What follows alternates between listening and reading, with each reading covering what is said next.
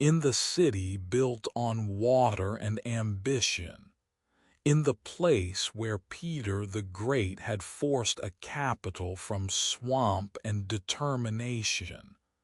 900 days would pass that felt like a single, endless night. We begin in September 1941, when the circle closed around Leningrad, when German and Finnish forces surrounded the city on all sides, when supply lines were severed with a precision that revealed the intent not to capture quickly, but to starve slowly, to let winter and hunger do what armies alone might not accomplish. The siege was not battle in the traditional sense, was not the clash of armies, not the taking and retaking of territory. The siege was subtraction, the gradual removal of everything that sustained life. First went the railway connections, then the roads. Finally, even the thin lifeline across Lake Ladoga became treacherous as German artillery found its range. The city that had housed nearly 3 million souls became an island surrounded not by water but by winter, by armies, by the slow certainty of starvation. It is said that in the first months there was still hope. Surely the siege would be broken. Surely relief would come. Surely the Red Army would push through and reopen the supply lines.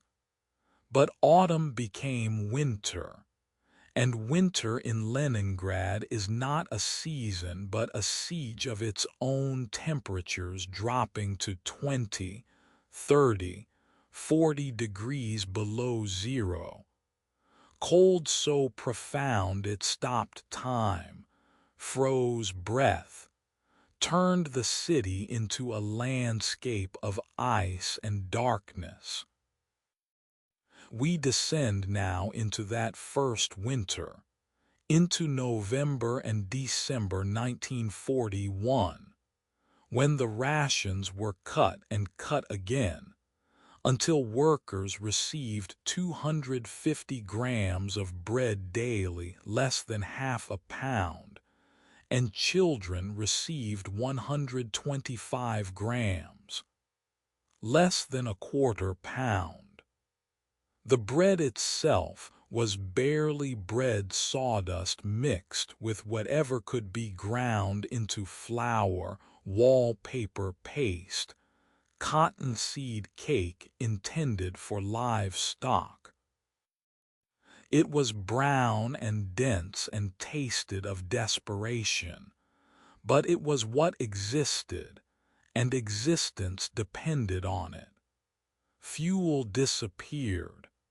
The electricity failed. Water froze in pipes and stayed frozen. People burned furniture to create moments of warmth that could not touch the cold settling in bones, in walls, in the very air.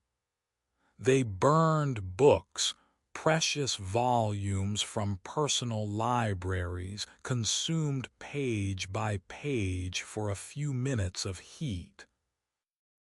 They burned whatever would burn, and when there was nothing left to burn, they wore every piece of clothing they owned and huddled in corners of rooms in the spaces where cold was fractionally less intense.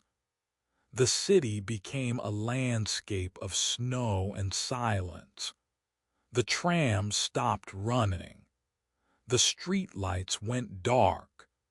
The only sounds were the occasional bomb falling, the distant thunder of artillery, and a new sound, the sound of wooden sleds being pulled through streets.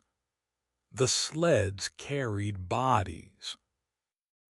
At first, families tried to bury their dead with dignity, with ritual. But as winter deepened and starvation spread, the protocols of mourning collapsed.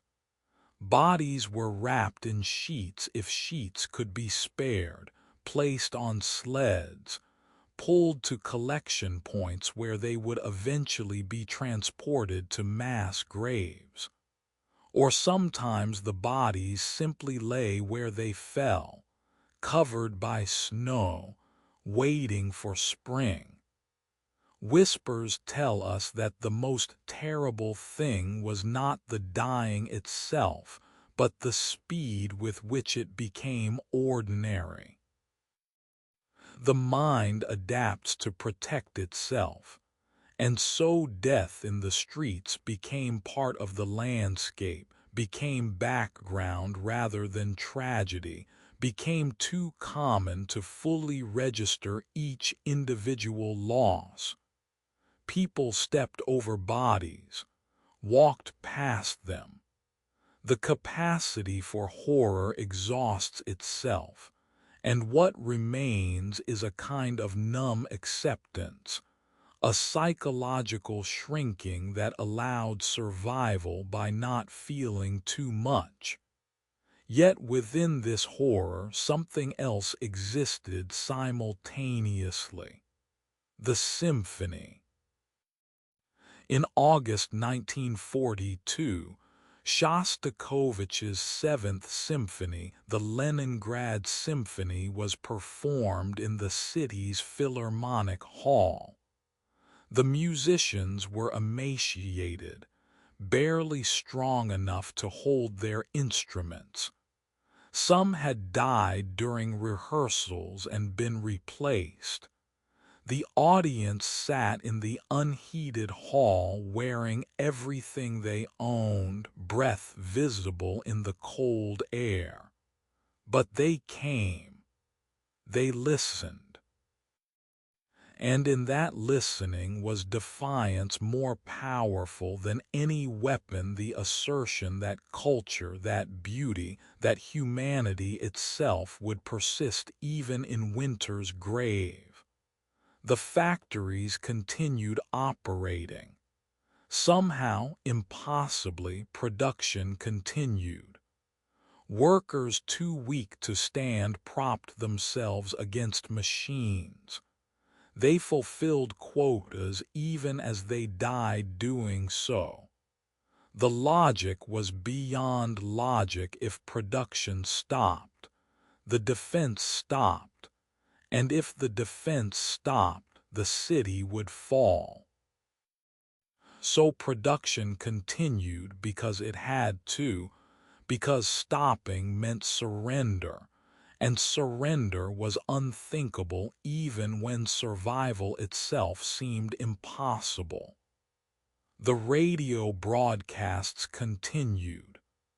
Radio Leningrad transmitted throughout the siege. And when there was nothing to broadcast, they transmitted the sound of a metronome tick, tick, tick, the rhythm proving the city still lived, still measured time, still existed even in the depths of winter and starvation. The metronome became a heartbeat, a pulse that told those listening that Leningrad endured. We sit now with the mathematics of death. The exact number is debated still. Estimates range from 600,000 to over 1 million dead during the siege. The uncertainty exists because death by starvation leaves no clear mark, because bodies in mass graves are difficult to count, because records were incomplete when survival took precedence over documentation. But the scale is undeniable. A city that had housed 3 million saw perhaps a third perish during those 900 days. Winter's harvest was measured in hundreds of thousands of frozen, starved bodies. Spring brought no relief, only revelation. The snow melted to expose what winter had hidden: bodies everywhere. The dead who had lain beneath the snow, now visible in horrible abundance. The city organized cleaning brigades to collect the bodies, to restore some semblance of order to streets that had become open graveyards. The smell, the sight, the sheer number of dead, it was trauma layered upon trauma, horror following horror. The siege was finally broken in January 1944, but breaking the siege did not heal what it had inflicted. Those who survived carried memories that could not be processed, could not be integrated into normal psychology. How do you forget seeing your mother die of starvation? How do you forget eating things that were not food?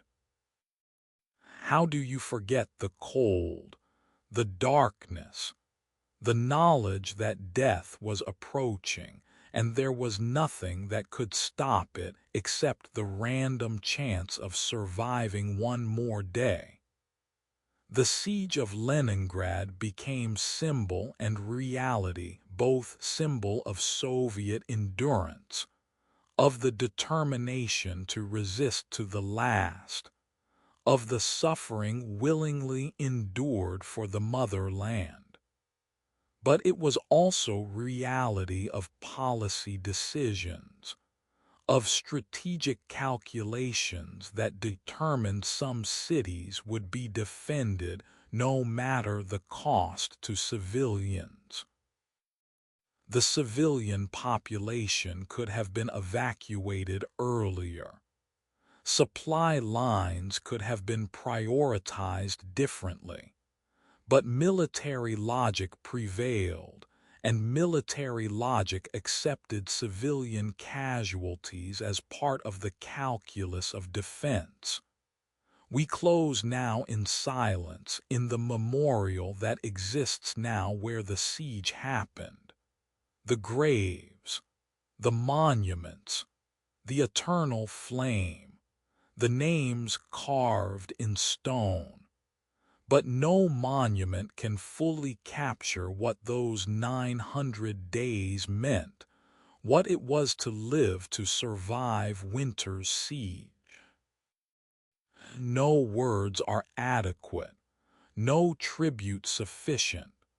What remains is simply the fact of endurance, the evidence that somehow, impossibly, hundreds of thousands lived through what should have killed everyone, that the city survived, that the siege eventually ended even though ending felt impossible during its depths. The siege that turned a city into winter's grave. The 900 days, the starvation, the cold, the death that became ordinary, the culture that persisted in defiance, the production that continued, the radio that broadcast, the survivors who carried memories too heavy to bear yet bore them anyway. All of it now history, preserved in archives and memorials and the stories told by descendants. But once it was present tense. Once it was today and tomorrow and the day after, stretching into an infinity of cold and hunger and death. Once it was life lived at the edge of extinction, endured because there was no alternative, survived through will and chance and the random luck of who received slightly more food, who stayed slightly warmer, who lived through winter when so many did not.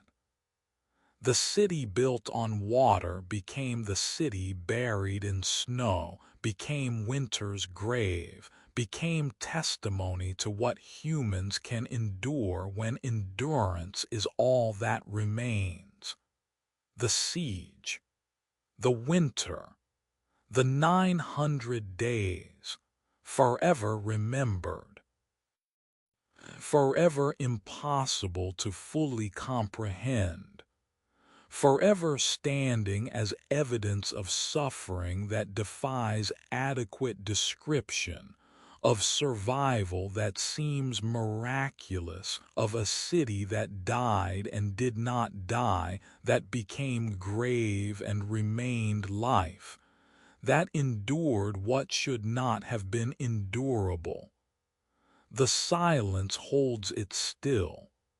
The winter, the city, the siege, forever. In the halls where machines never stopped, where the sound of metal shaping metal became a kind of endless prayer, women stood at stations that had belonged to men. We begin with the sound, the hammer and press, the screaming of lathes, the rhythmic pounding that erased the boundary between day and night, between one shift and the next, until time itself became only the continuous motion of production. When the men marched westward to meet the invader, when armies formed from fathers and sons and brothers, the factories could not stop, could not pause, could not allow production to slow even for a moment. The motherland demanded tanks, demanded shells, demanded the machinery of war shaped by whatever hands remained. It is said that in the summer of 1941, when the invasion came and the world seemed to tilt toward darkness, there was a moment when the question hung in the air: could production continue without the workers who had always run the machines? The answer came not from planning but from necessity. The women went to the factories. Farm women who had known only the earth and the harvest, grandmothers who had thought their working days were behind them, girls barely old enough to be called women, mothers who left children in whatever care could be found. They came to the factory floors and learned the language of metallurgy. The transformation was swift because it had to be. There was no time for lengthy training, no luxury of gradual adjustment. The machines were waiting. The production quotas had not changed. The front needed weapons, and the front did not care whether the hands that shaped them were calloused from plowing fields or soft from domestic work. The women learned the precise temperatures that made steel strong enough to stop a bullet, weak enough to be shaped.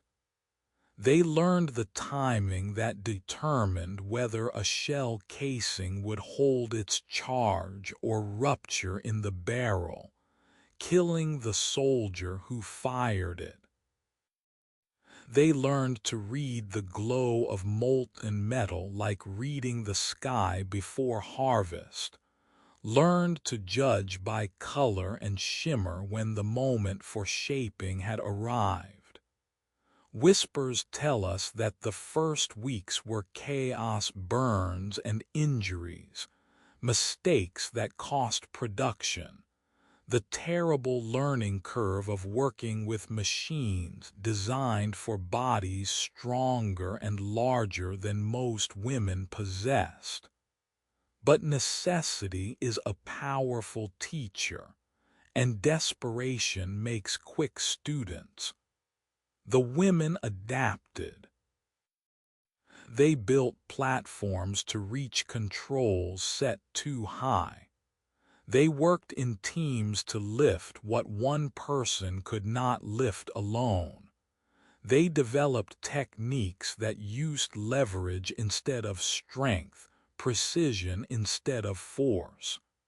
They became, in ways the planners had not anticipated, sometimes more efficient than the men they replaced because they had to think differently, had to solve problems that brute strength could not solve. The shifts were brutal. 12 hours became the minimum.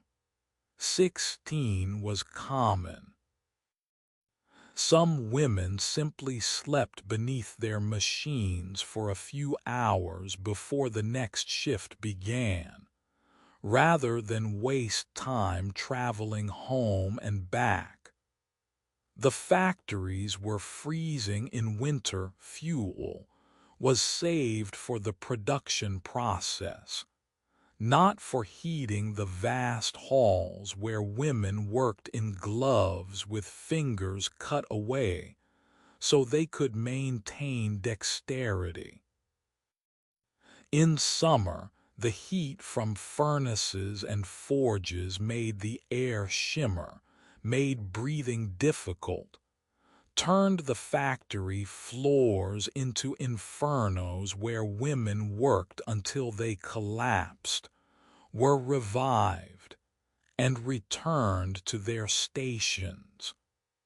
We sit now in one of these factories, in the memory of what was. Imagine the scene: hundreds of women at lathes and presses, the air thick with metal dust and the smoke of welding, the noise so constant that communication happened through gestures, through the shared understanding that develops among those who labor side by side in extremity. There was a rhythm to it, a kind of music in the industrial cacophony.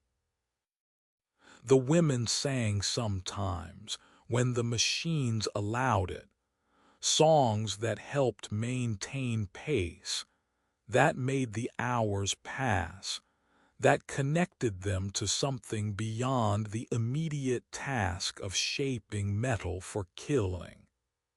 Some of these women had lost sons already. Some had husbands at the front whose fate was unknown. Some were working to create the very shells that might be fired by their own family members, the tanks that might carry their loved ones into battle. The contradiction was unbearable when examined too closely, so mostly they did not examine it. They worked. They met the quotas. They took pride in the quality of their production because quality meant the weapon would work, would protect, would perhaps bring someone home alive. The factories became communities unto themselves.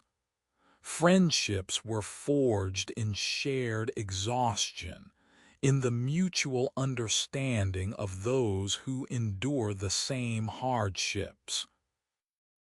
Women who had never met before the war became sisters in labor, sharing food when they had it, covering for each other when illness or injury made work impossible, mourning together when the dreaded telegrams came announcing that someone's son or husband would not return.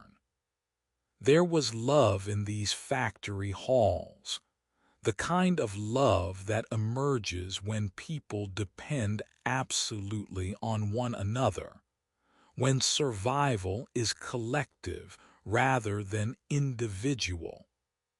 But there was also loss that could not be measured. Loss of health bodies broken by labor too hard, by lifting too much, by exposure to chemicals and metals and conditions that ravaged lungs and skin. Loss of children who grew up without mothers present, raised by grandmothers or neighbors, or in the care of overcrowded orphanages. Loss of years that could not be reclaimed, of youth spent in factory halls instead of in sunlight, of possibilities that war erased. The propaganda posters showed these women as heroic figures, strong and smiling, holding aloft the weapons they had made with pride gleaming in their eyes.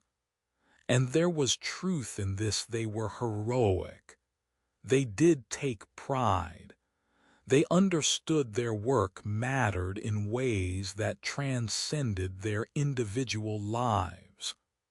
But the posters did not show the exhaustion that ran so deep it became a permanent condition, did not show the hands scarred by burns and cuts, did not show the women who worked through pregnancy because stopping meant losing the worker's ration card, did not show the coughing that came from breathing metal dust for years, did not show the grief that had nowhere to go, that had to be swallowed so production could continue.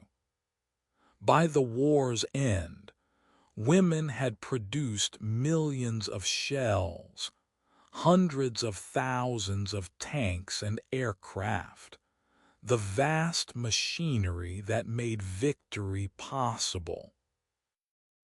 The Soviet Union's survival depended on many factors, but among the most crucial was this transformation, the conversion of women into industrial workers on a scale never before attempted.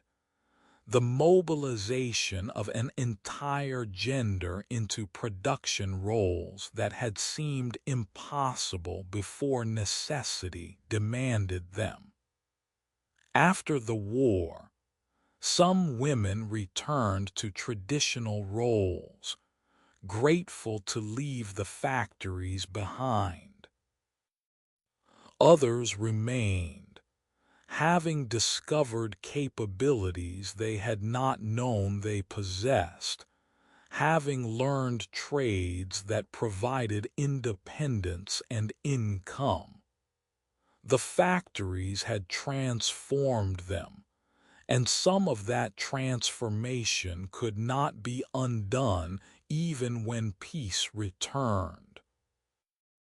They had become steel, in a sense more profound than metaphor, had learned hardness and strength, had discovered what they could endure, had proven to themselves and to history that the categories that had defined possibility before the war were not fixed but were permeable, could be rewritten by necessity. We close now in the silence of the factory floors, the machines long stilled, the furnaces cold, the vast halls empty except for memory.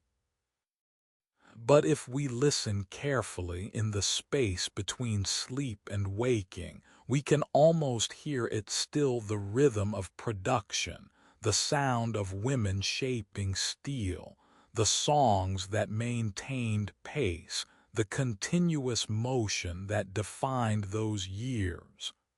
The women who became steel, the hands that shaped weapons, the transformation that survival demanded, the factory floors where a generation learned that what seemed impossible was only impossible until it had to be done. They worked, they endured, they survived.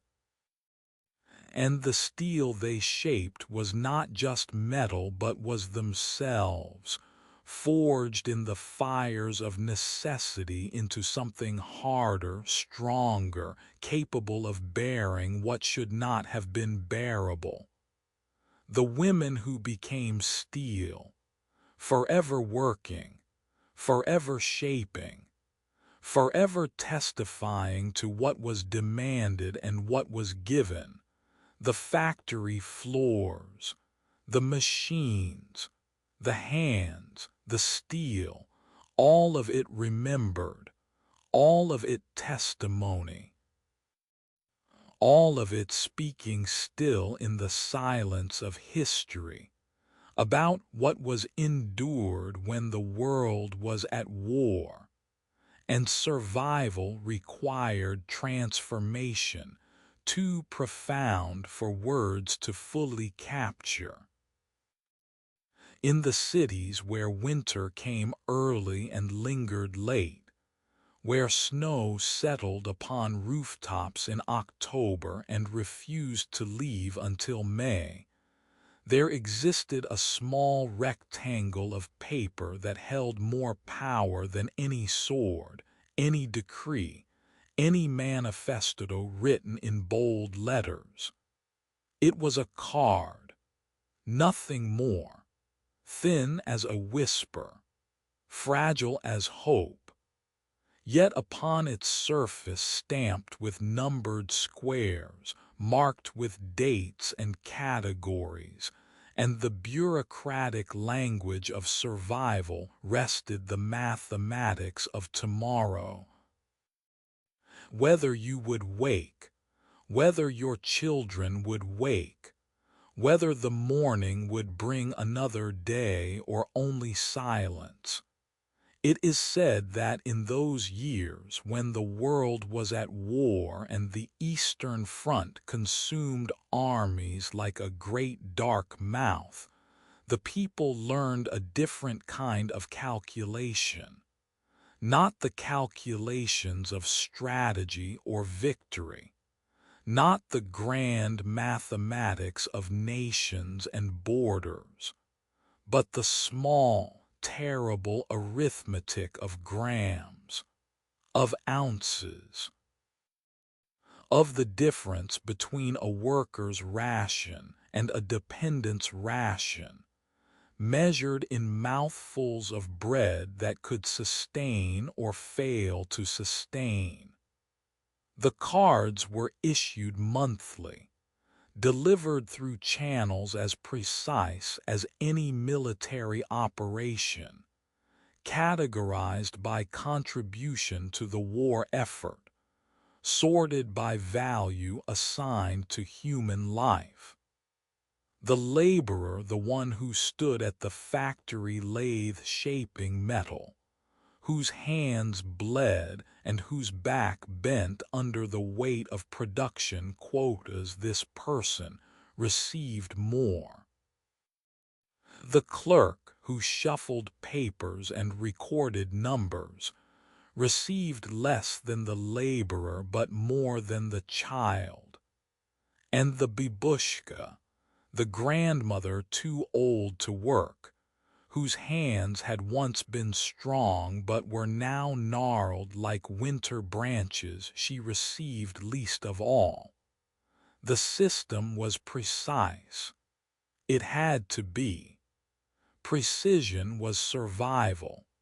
Precision was the difference between order and chaos, between a nation that endured and a nation that collapsed under the weight of its own hunger.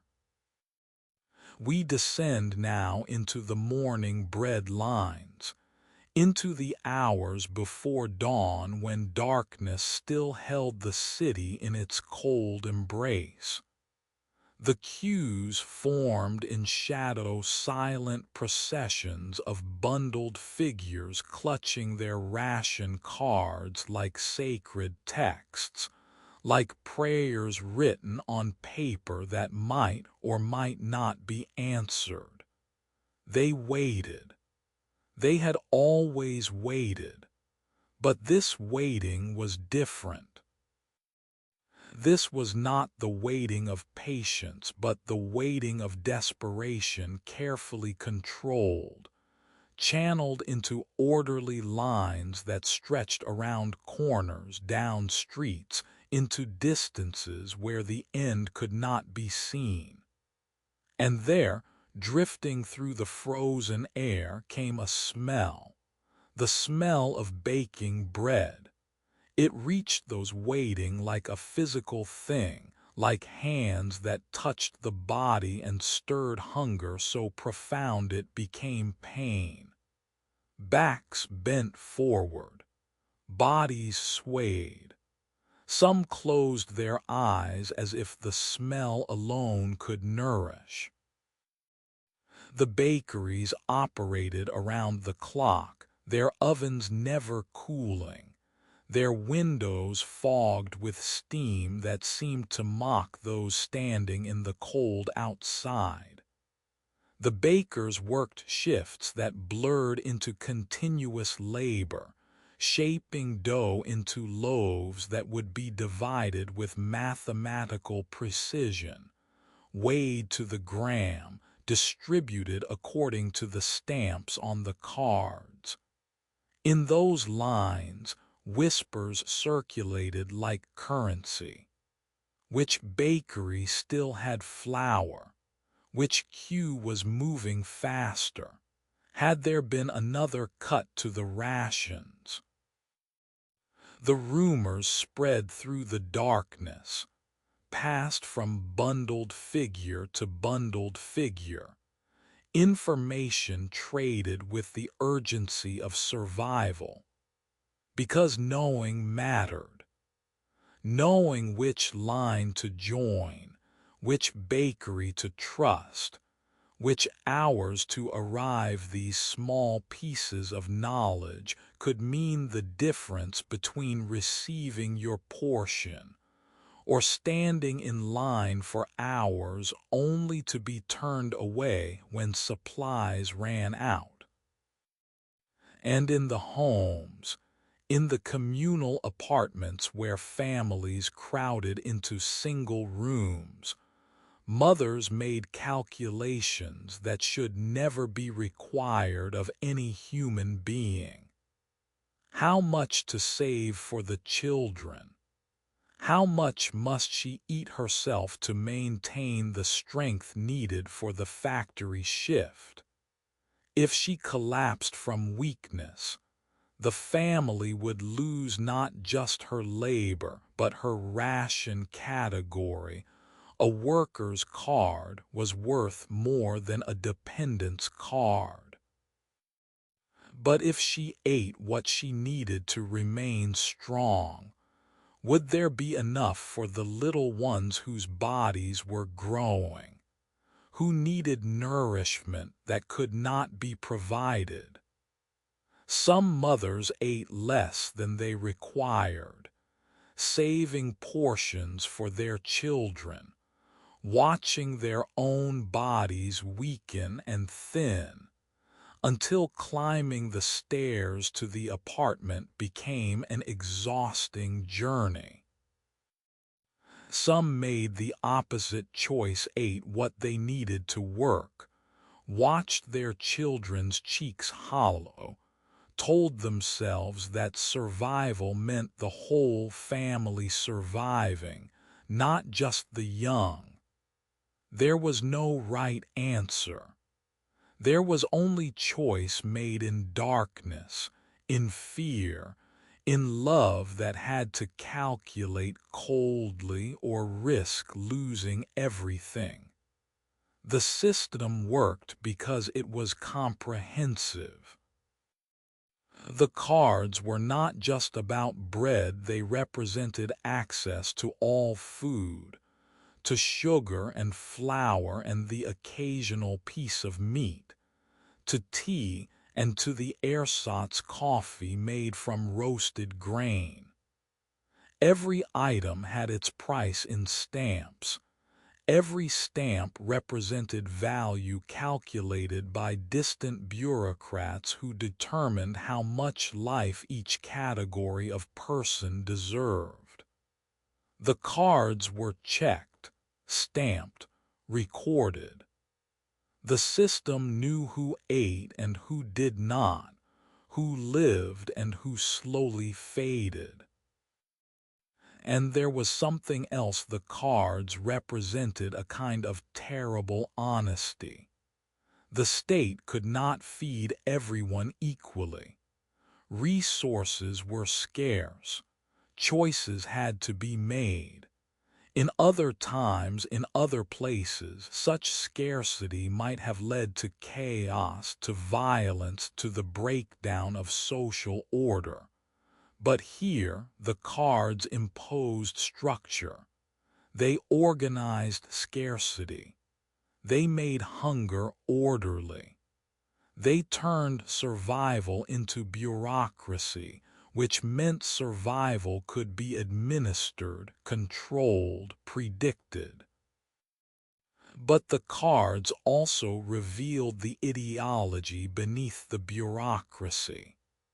Because the categories were not neutral, they reflected values, judgments about whose life mattered more. The worker mattered more than the child, not because children were not valued, but because workers produced weapons, produced steel, produced the machinery of war that might determine whether the nation survived. The elderly mattered least, not because they were unloved, but because they could not contribute, and contribution was the measure by which life was portioned. This was the mathematics of survival in a nation at total war. It was mercy because it meant millions were fed who might otherwise have starved. It was cruelty because it meant some were condemned to slow hunger while others received enough. It was efficiency that saved a nation. It was ideology that determined which lives would be saved. The cards exist still, preserved now in archives, handled carefully by researchers who study them like ancient texts. They are fragile paper yellowed by decades, stamps faded until barely visible, the ink of names and dates blurred. But they speak still. They testify to the impossible choices made in those years. They bear witness to the mathematics of hunger, to survival measured in grams, to the bureaucratic organization of life and death. Some cards show all their stamps used evidence of a person who survived month by month through the war years, who received their portions, who endured. Other cards show stamps unused, terminated mid-month, the date of death recorded in neat handwriting, life calculated to the day. And perhaps most haunting are the cards for children, for small bodies whose rations were smallest, whose stamps sometimes mark only a few months before stopping, testimony to the youngest victims of a mathematics that could not account for the particular vulnerability of the very young. The system organized survival. The cards made hunger countable, made it something that could be managed and recorded. But they could not make it just, could not make it fair, could not resolve the fundamental truth that in those years, in those cities where winter came early, some lived and some died, and the difference was measured in the stamps on a small rectangle of paper that held more power than any throne, any weapon, any dream of victory.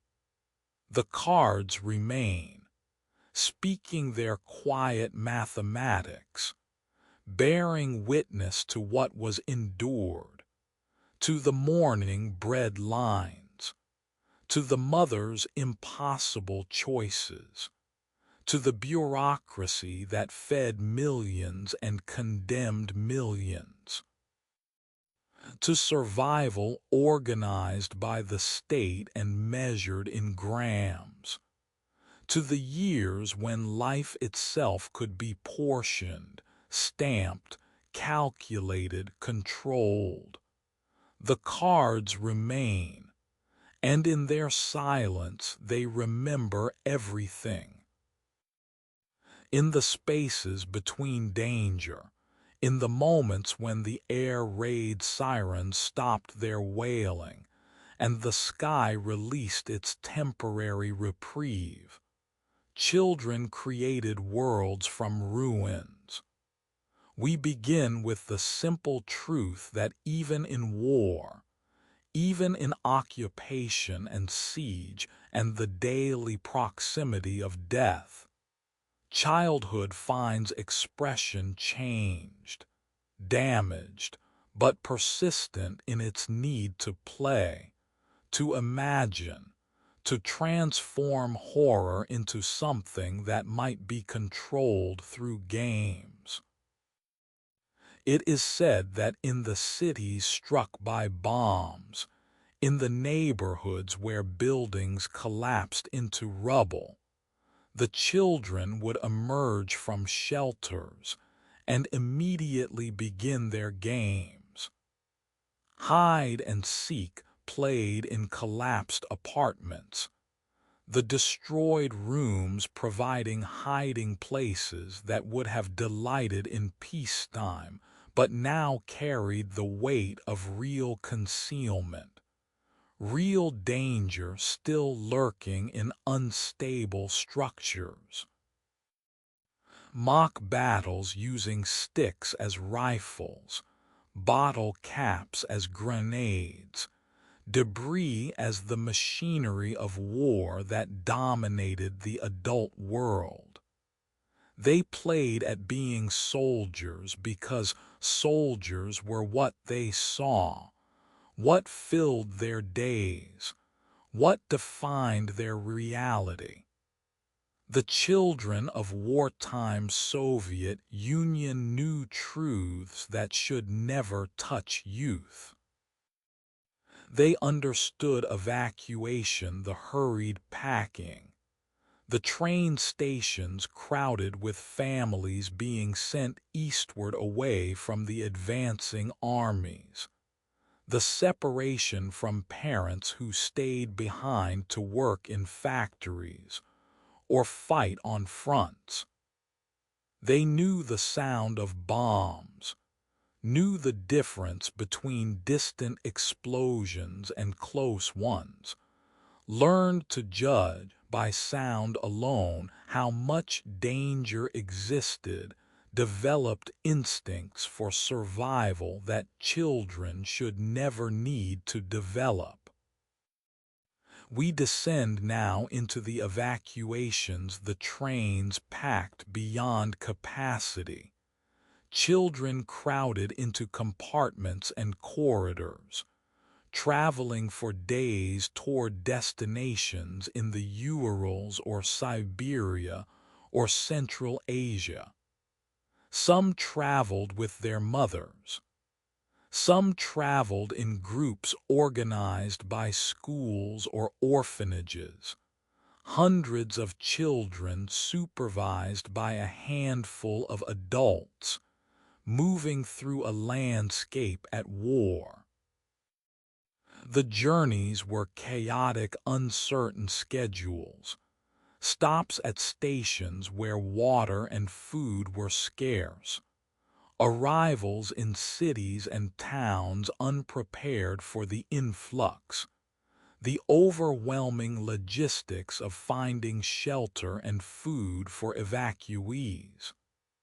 The orphanages swelled.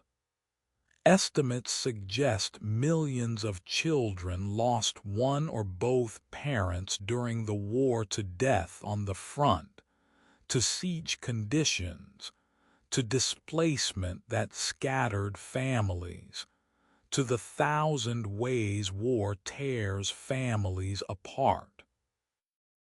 The orphanages did what they could with resources that were never adequate. Children slept in shifts when beds were insufficient. Food was rationed even more strictly than for the general population. Caregivers struggled to provide not just material needs, but the emotional care that children required, though the ratio of children to adults made individual attention nearly impossible. Whispers tell us of the children who lived on the streets, the besprizorniki who fled orphanages or never reached them, who survived through theft and mutual protection, who formed gangs in railway stations and ruins, who learned skills of survival that were too adult, too harsh. They stole food from markets and cargo trains. They traded in whatever could be traded. They protected each other with a fierce loyalty born of shared abandonment. Some were eventually collected by authorities and returned to institutions. Others remained in the shadows throughout the war, a population of feral children that spoke to the breakdown of normal social structures, to the inability of the state to care for all its youngest citizens. But there were also children taken in by relatives or neighbors, absorbed into households already stretched beyond capacity, fed from portions that were already insufficient, loved despite being additional burdens in a time when burden was measured in survival. These children grew up understanding they were lucky, that others had not been taken in, that their presence was both welcomed and difficult. They learned to be quiet, to need less, to contribute however they could, even when they were too young to contribute much. The schools continued in many places, classes held in basements when above ground was too dangerous, lessons interrupted by air raids, education maintained as symbol of normalcy even when nothing else was normal. Teachers taught from memory when textbooks were unavailable, used scraps of paper for assignments when proper materials could not be found, maintained discipline and routine, because routine was psychological anchor when everything else was chaos. The children studied mathematics and literature and history, even while history was being made in violence all around them. We sit now with the children who worked in factories when labor shortages were desperate, at tasks too dangerous for children, but necessity overrode protection. Children of 12 or 13 operating machinery, working shifts nearly as long as adults, contributing to production quotas because every hand was needed. In fields, harvesting crops while adults fought or worked in distant factories, children doing agricultural labor that kept the nation fed. The work was hard, the hours long, the conditions harsh. But it was also contribution, and contribution mattered, meant value, meant being part of survival rather than merely dependent. The trauma was pervasive though rarely acknowledged. The expectation was that children would be resilient, that youth meant ability to adapt, that the state's need for productivity and morale outweighed individual psychological wounds. There was no framework for child trauma counseling, no recognition that what children experienced would leave scars as deep as any physical wound. The children who saw parents killed, who endured siege conditions or occupation brutality, who were separated from families and never reunited, they carried these experiences forward with little support for processing them. The propaganda shaped young minds with stories of heroic youth, young partisans who fought behind enemy lines, children who reported spies and saboteurs, the cultivation of loyalty to state and Stalin as father figure more constant than actual fathers who were absent. The indoctrination was thorough, began early, used schools and youth organizations, and the pervasive messaging of posters and films. The war provided context that made such indoctrination more effective when the nation's survival was at stake.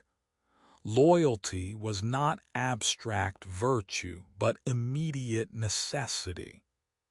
Some children became informants, reporting on parents or neighbors, repeating overheard conversations to authorities. Whether from genuine belief in duty or from manipulation by adults, children became instruments of surveillance, their innocence weaponized.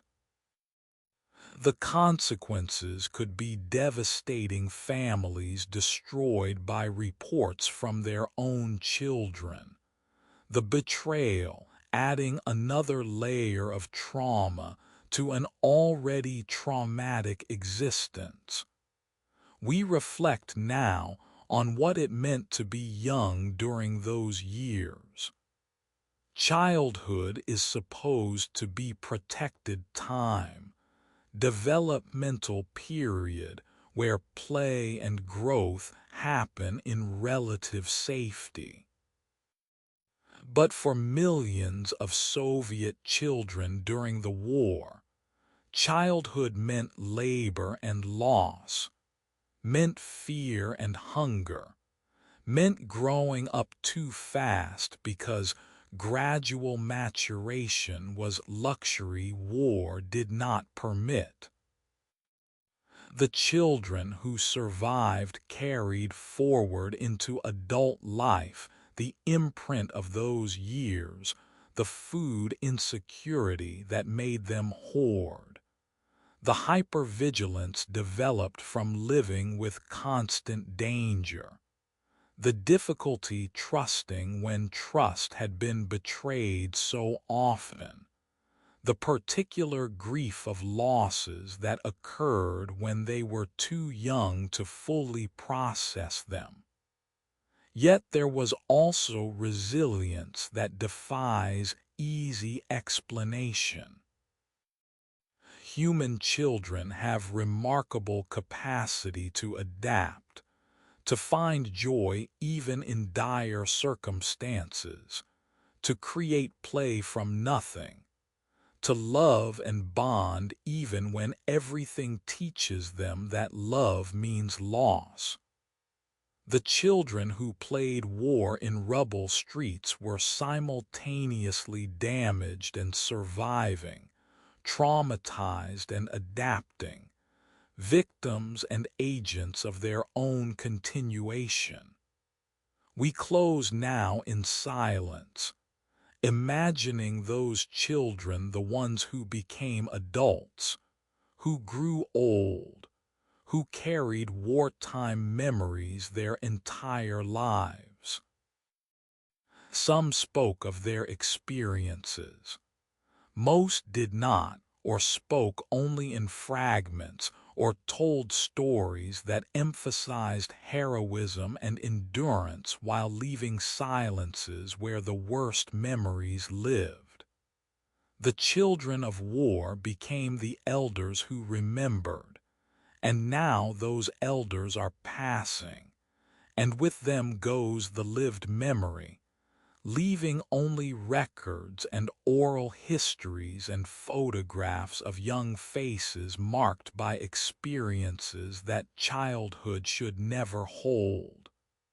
The children who played war in rubble streets, the evacuations, the orphanages, the street children, the young workers, the trauma unacknowledged, the resilience unexplained, the childhood that was not childhood but was something else, survival, adaptation, the transformation forced by war on the youngest, the most vulnerable, those who had no choice but to endure because children cannot choose the world they are born into, can only live in it as it is, can only survive if survival is possible, can only carry forward what they experienced whether they wanted to carry it or not.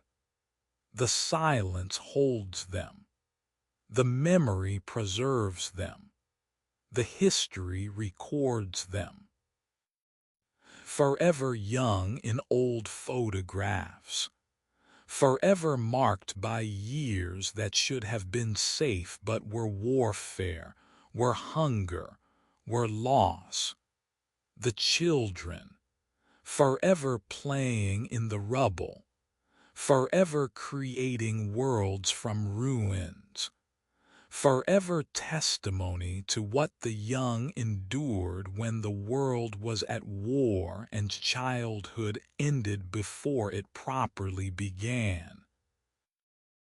In the building with windowless rooms, in the offices where files accumulated like sediment of fear, the watchers maintained their vigilance even while armies fought at the gates.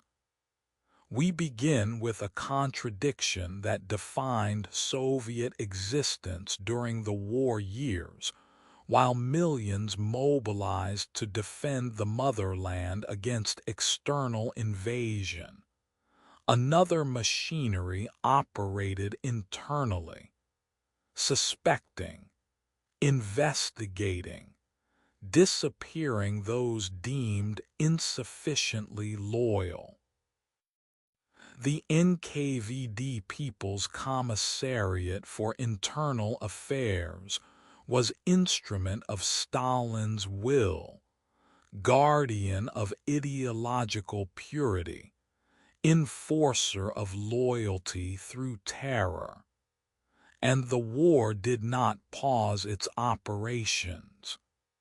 If anything, the war provided new categories of suspicion, new reasons for disappearance, new justifications for vigilance that was already paranoid. It is said that even in the darkest months of 1941, when German armies pushed toward Moscow, when the capital prepared for siege or fall, the midnight arrests continued. The knock on the door in darkness, the black cars waiting, the sudden disappearance of neighbors or colleagues who were there one day and gone the next with no explanation provided.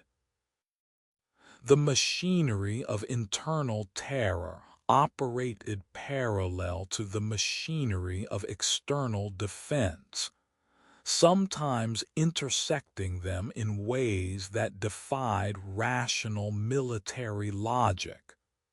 We descend now into the mechanisms of suspicion.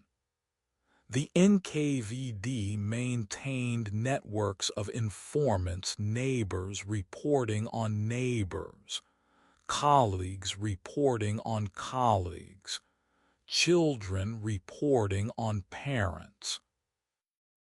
The system incentivized denunciation through fear and through reward, through the knowledge that failing to report could itself be evidence of disloyalty, through the perverse logic that assumed everyone had something to hide because, in a surveillance state, everyone eventually did something that could be interpreted as suspect.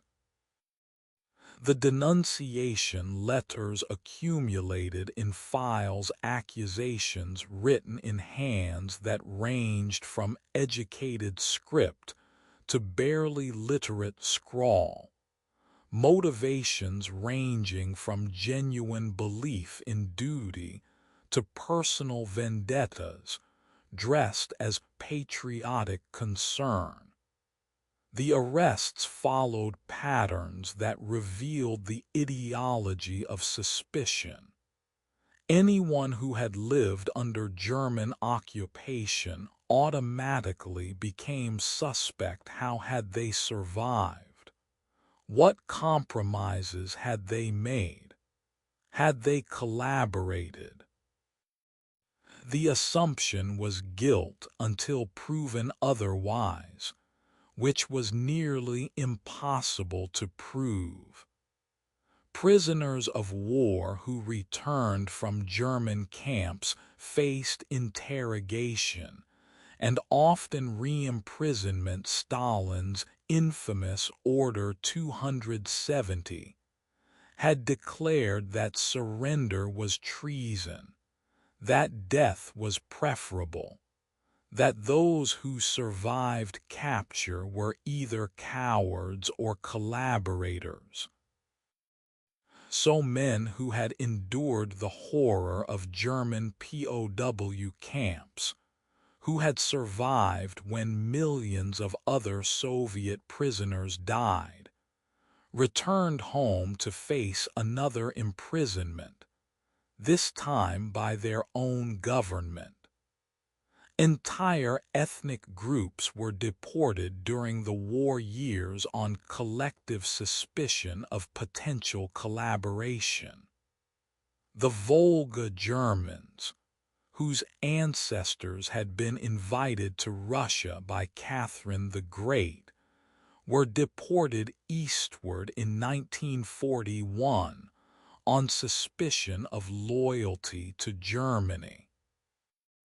The Chechens, Ingush, Crimean Tatars and others followed in subsequent years. Entire populations loaded onto trains, transported to Kazakhstan or Siberia or Central Asia, resettled in regions where survival was difficult, their traditional homelands repopulated by others. The deportations were carried out with brutal efficiency. Villages surrounded, populations given hours to pack, families separated, the elderly and sick often dying during transport, children lost in the chaos. Hundreds of thousands died from the deportations and their aftermath.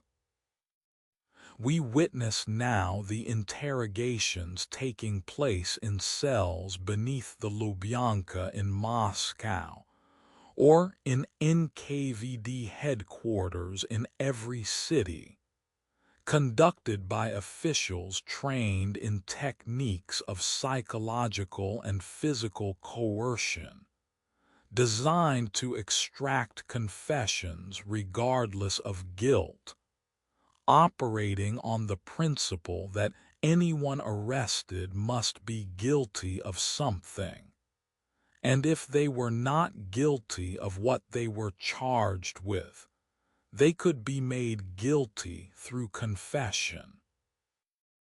The confessions were formulaic admission of counter-evolutionary activity, of espionage, of sabotage, of whatever crime the interrogator required for their report. The confessions were signed under duress, under torture, under threat to family, under the exhaustion of days without sleep, under the slow breaking of will that interrogation was designed to achieve.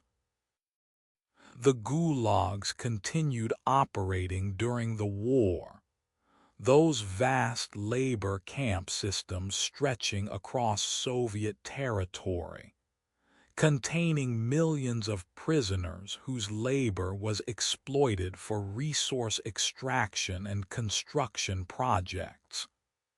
Some camps emptied during the war as prisoners were formed into punishment battalions, units sent to the most dangerous sectors of the front, given minimal equipment, used as expendable forces, a chance to redeem themselves through death in service of the motherland. But the camps also filled with new arrivals, those arrested under wartime provisions, those deemed suspect, those who ran afoul of the system in ways both real and imagined. Whispers tell us of a fear that pervaded daily life, even as people worked in factories and volunteered for civil defense and contributed to the war effort. The fear that any conversation might be reported, that any complaint about conditions might be interpreted as defeatism, that any criticism of leadership might mean arrest, that friendships were dangerous because friends could become evidence against you. The surveillance was both real and psychological. There were actual informants everywhere. But the uncertainty about who was informing created atmosphere where everyone became potential informant in the mind of the fearful. The NKVD also operated at the front, maintaining blocking detachments behind Soviet lines, with orders to shoot soldiers who retreated without authorization. The blocking detachments were meant to prevent panic and desertion, to enforce the order that retreat without orders was forbidden, to create a choice between facing enemy fire forward or certain execution from behind. The policy was brutal, treating Soviet soldiers as if they required terror to fight effectively, assuming that fear of their own side was necessary supplement to whatever motivation patriotism and defense of homeland provided. We sit now with the files, millions of pages of accusations, interrogations, confessions, sentences. The files were secret during Soviet period, accessible only to security services, containing information used to control and manipulate. After Soviet collapse, some files were opened, allowing researchers and descendants to learn what had happened to disappeared relatives, to read the accusations that had led to arrest, to see the confessions extracted under duress. But many files remain classified, and some were destroyed, creating gaps in the record that will never be filled, silences about who was arrested and why, names that will never be recovered from the bureaucracy of terror.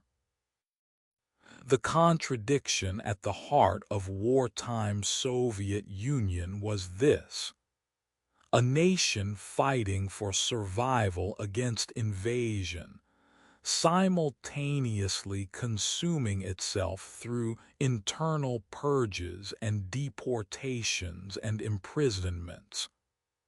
A population mobilized in common cause against external enemy, while being treated as potential internal enemies, requiring constant surveillance. The resources devoted to NKVD operations, the personnel, the materials, the transportation for deportations were resources that could have been used for defense. The lives lost to gulags and executions and deportations were lives that could have contributed to the war effort. But Stalin's paranoia and the system of control he had created continued operating regardless of rational military calculation. We reflect on what this meant for survival. Surviving the war meant not only enduring military threat and material hardship, but also navigating the parallel threat of state terror. It meant being careful about what you said, where you said it, to whom. It meant understanding that the wrong words, the wrong associations, the wrong ethnic background could mean disappearance regardless of loyalty or contribution. It meant living with fear not just of bombs and invasion, but of midnight arrest, of accusation, of the apparatus designed to find enemies even where no enemies existed. The victory over Germany in 1945 did not end the NKVD's operations. If anything, The immediate post-war period saw renewed purges, returning prisoners of war interrogated. Those who had lived in occupied territories investigated. The populations of newly acquired territories in Eastern Europe subjected to Soviet security apparatus. The paranoia that had characterized Stalin's rule before the war returned with full force, supplemented now by Cold War tensions that provided new categories of suspected disloyalty. We close in the silence of archives, in the files that speak of lives interrupted, ended, disappeared. The NKVD building stands still in Moscow, the Lubyanka, which was prison and headquarters both, where interrogations happened, and where the bureaucracy of terror maintained its records.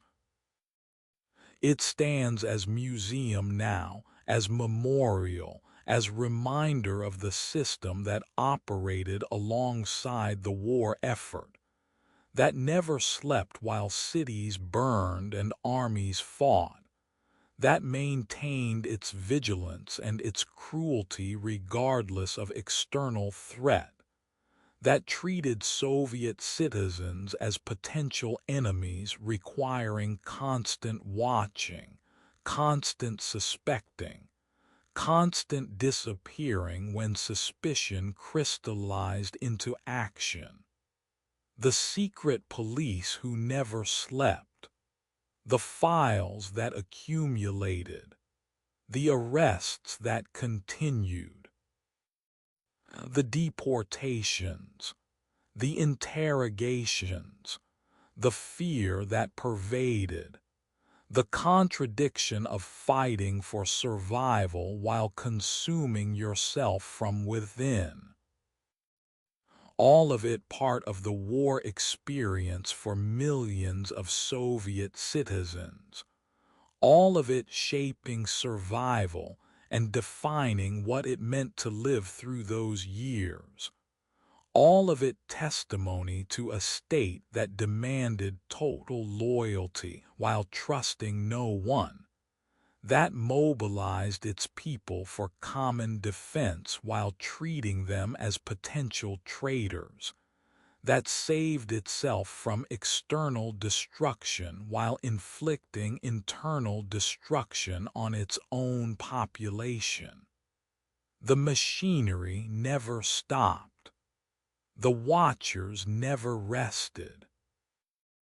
The files accumulated, and the fear was as constant as the war itself, lasting longer, extending beyond victory, defining life in ways that military conflict alone could not define. The silence holds it still. The archives preserve it. The memory carries it forward, forever watching, forever suspecting, forever the terror that coexisted with war, forever. In the countryside where fields had been worked for generations, where the seasons had marked time more reliably than any calendar, absence created a landscape transformed. We begin with the departure columns of men marching away from villages toward assembly points, toward the front, toward a future that most would not survive. The women and elderly and children stood watching, hands raised in farewell, hearts heavy with knowledge that many of those marching would never return. The villages that remained were populated by those left behind, the feminized and aged and young, communities suddenly missing their strongest, their men of working age, their fathers and sons and brothers. It is said that the collective farms, those enterprises of Soviet agricultural policy that had already disrupted traditional village life, now faced the impossible task of maintaining production without the labor force that had sustained them. The men who had driven tractors, who had managed livestock, who had provided the physical strength that farming required, they were gone, marching westward to become soldiers, or already dead in the early catastrophes of 1941.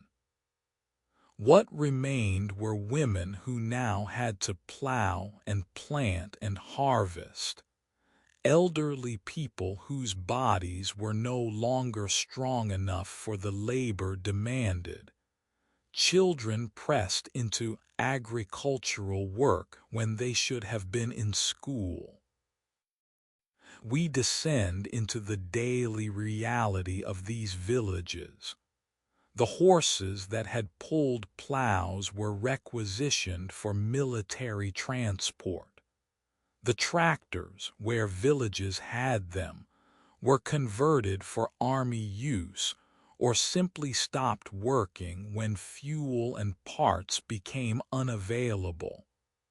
What remained was human strength alone, women harnessing themselves to plows in some places, pulling the equipment themselves because there was no other option. The labor was crushing. The hours were from before dawn until darkness. The production quotas did not decrease to account for diminished workforce. If anything, they increased as the state demanded every possible kilogram of grain to feed armies and cities. The requisitions took most of what was grown. State purchasing agents arrived after harvest and demanded quantities calculated in distant offices, quantities that left barely enough for survival in the villages that had grown the food. The villagers who protested were reminded that soldiers at the front needed food, that cities producing weapons needed food, that personal survival was secondary to collective need. The requisitions created hunger in the very places that grew food, a bitter irony that rural populations understood too well, watching grain they had cultivated loaded onto trains to be transported elsewhere, while their own children's stomachs stayed empty. Whispers tell us of villages displaced by war's geography, populations in the path of German advance ordered to evacuate, given hours or days to gather possessions, to drive livestock eastward, to abandon homes and land their families had worked for generations. Some evacuations were organized, with state transportation provided. Others were chaotic families fleeing on foot or in carts, trying to stay ahead of advancing armies, becoming part of massive refugee flows that clogged roads and overwhelmed eastern regions unprepared for the influx. Some villages were evacuated, and then the evacuation order was reversed. people returning to find homes destroyed or occupied, villages transformed by battle into ruins.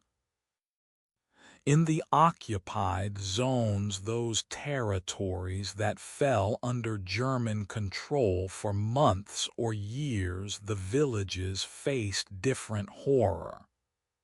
The occupation was brutal, treating Soviet villagers as subhuman, exploiting their labor, taking their food, burning villages suspected of aiding partisans. The partisan movements that formed in forests and swamps were often supplied and supported by villages, creating dangerous position for rural populations caught between occupation forces demanding compliance and partisans demanding support.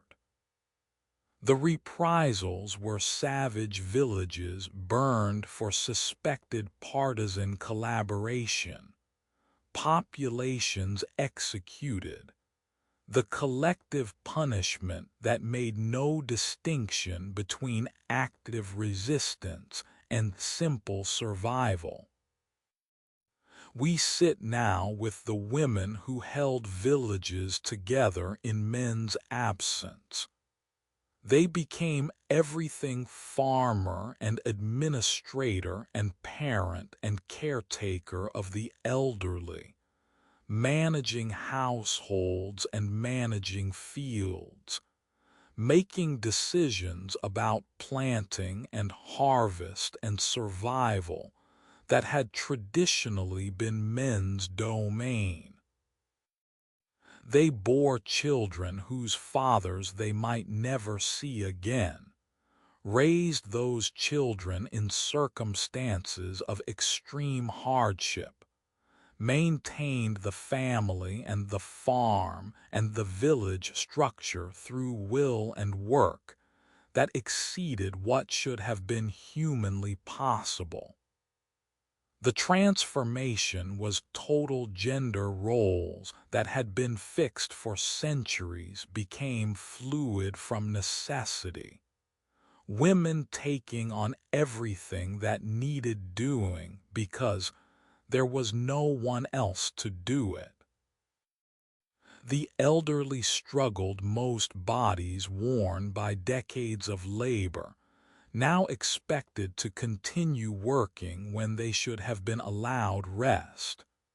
Babushkas and dedushkas bending over fields they no longer had strength to work properly, maintaining gardens that kept families alive when state rations were insufficient, passing on knowledge of old ways how to preserve food, how to make something from nothing, skills that industrial age had partially erased, but that suddenly became essential for survival. The children grew up too fast, working in fields when they should have been studying, taking on adult responsibilities when they were still small, becoming caretakers of younger siblings while parents worked, losing the protected space of childhood that even Soviet ideology theoretically valued. The education was disrupted, schools closed or operated sporadically, teachers drafted or evacuated. The expectation that children would contribute to agricultural production, superseding educational goals that seemed luxuries when survival was uncertain. We reflect now on the villages that simply vanished from maps, destroyed in fighting, populations scattered and never reunited, places that existed in memory and old records but not in physical reality after the war.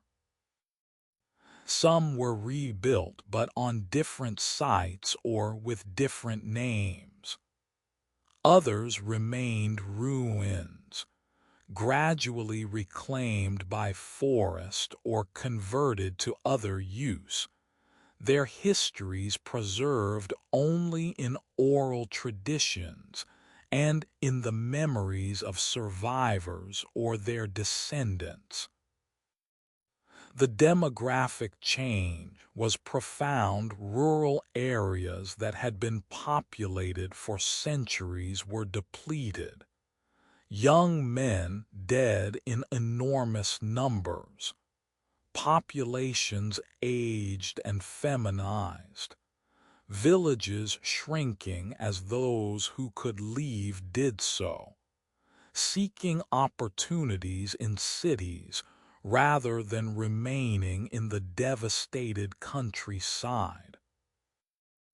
The post-war period brought new challenges, returning veterans with trauma and disabilities, widows managing farms alone permanently rather than temporarily.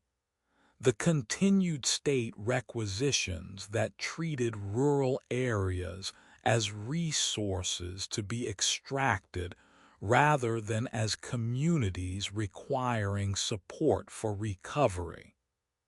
Some villages received compensation or assistance. Most did not. The suffering of rural areas was less visible than urban suffering, less documented, less commemorated in official narratives focused on heroic defense of cities and industrial production.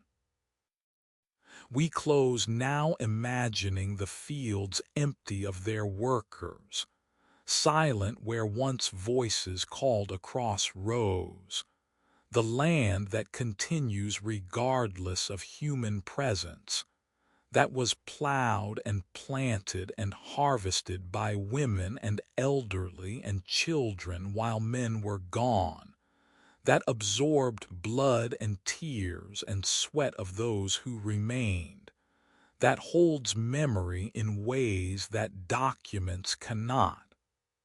The villages that vanished while men were gone, the women who became everything, the elderly who worked beyond strength, the children who lost childhood, the absence that transformed landscape and society, the displacement, the occupation, the partisans, the reprisals, the survival through impossible circumstances.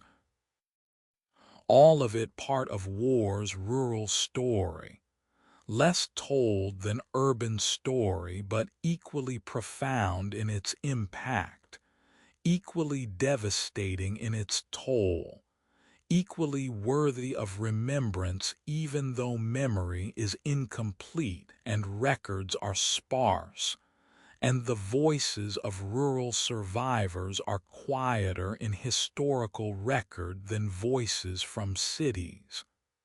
The silence of the countryside, the empty villages, the fields worked by those left behind, the vanishing that was gradual and then complete. The rural devastation overshadowed by urban narrative, yet equally real, equally tragic, equally testimony to what was endured when the world was at war and villages that had existed for centuries disappeared in the span of a few years. The silence holds them. The land remembers. The absence speaks. Forever gone, forever part of the story that must be told even when telling is difficult, when sources are limited, when the voices that could speak are now mostly silent.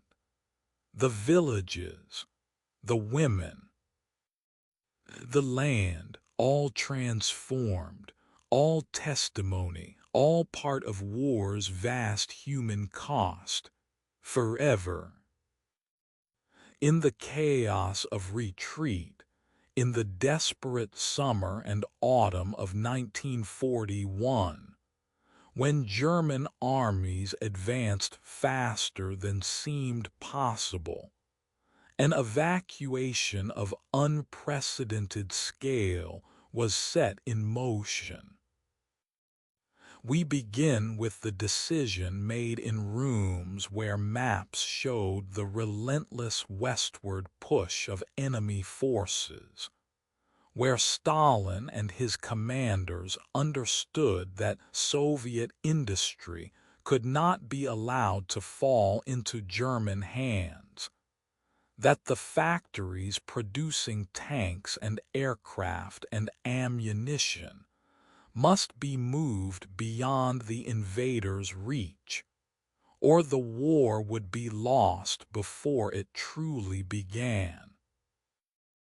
The decision was to move entire industries eastward to dismantle factories, to transport machinery across thousands of miles, to relocate populations along with the equipment they operated, to transform the eastern territories into new industrial heartland. It is said that the logistics were staggering. 1,500 major enterprises relocated. Countless smaller operations moved. 17 million people evacuated. A migration that dwarfed anything in human history. The trains became instruments of survival, iron lifelines carrying both industrial salvation and human displacement, operating day and night, moving through territories threatened by advancing armies, racing against time measured in the speed of German tanks, in the distance between front lines and railway junctions, in the narrow window before evacuation became impossible. We descend now into the trains themselves. Packed beyond any reasonable capacity, each car holding far more than designed for workers essential to production squeezed alongside their families. Machinery strapped to flat cars with only the most basic securing, tools and dies, and the intricate components of industrial production piled wherever space could be found. The passenger cars held people sitting and standing and lying in every available space. Children passed overhead through crowds to find corners where they might sleep. The elderly pressed against windows trying to breathe air that was increasingly scarce as more people boarded at each stop. The journeys lasted days, sometimes weeks. The distances were vast, the routes circuitous to avoid front lines, the delays constant as military trains took precedence, as tracks were damaged by bombing and required repair, as the system strained under demands it was never designed to meet. The conditions aboard were brutal. Food was scarce. Whatever people had brought with them, whatever could be distributed at stations along the route, which was often nothing, which meant hunger that grew sharper with each passing day. Water was equally scarce. Stops for refilling were irregular. The summer heat made thirst unbearable. Children cried from dehydration, while adults tried to maintain order and hope. The sanitation was non-existent. A few trains had minimal facilities. Most did not. The stops were too brief to adequately address basic human needs. The indignity and health hazards accumulated with the miles traveled. Whispers tell us of families separated in the chaos, children put on one train while parents boarded another. Promises to reunite at destinations that were sometimes changed without notification.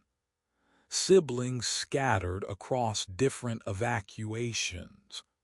The breakdown of record-keeping, meaning some separations became permanent. Some children arriving at eastern cities with no information about where parents had gone. Some parents arriving to find the children's train had been diverted elsewhere. The confusion was immense. Authorities struggled to track who was evacuated where. The sheer numbers overwhelmed any system that existed. The urgency meant that perfect organization was impossible, that some chaos was inevitable cost of speed. The destinations were cities and towns in the Urals, in Siberia, in Central Asia. Places that had been remote outposts now suddenly transformed into crucial industrial centers. Magnitogorsk, Chelyabinsk, Sverdlovsk, Novosibirsk, Tashkent. These cities swelled with evacuees, populations doubling or tripling virtually overnight, housing that had been barely adequate becoming desperately insufficient, infrastructure strained beyond capacity.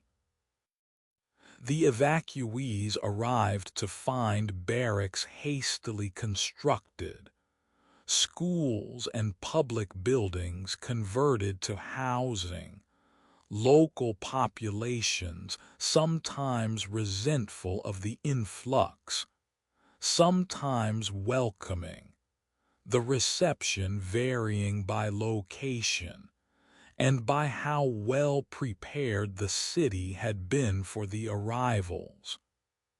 We sit now with the work of rebuilding factories in unfamiliar territories.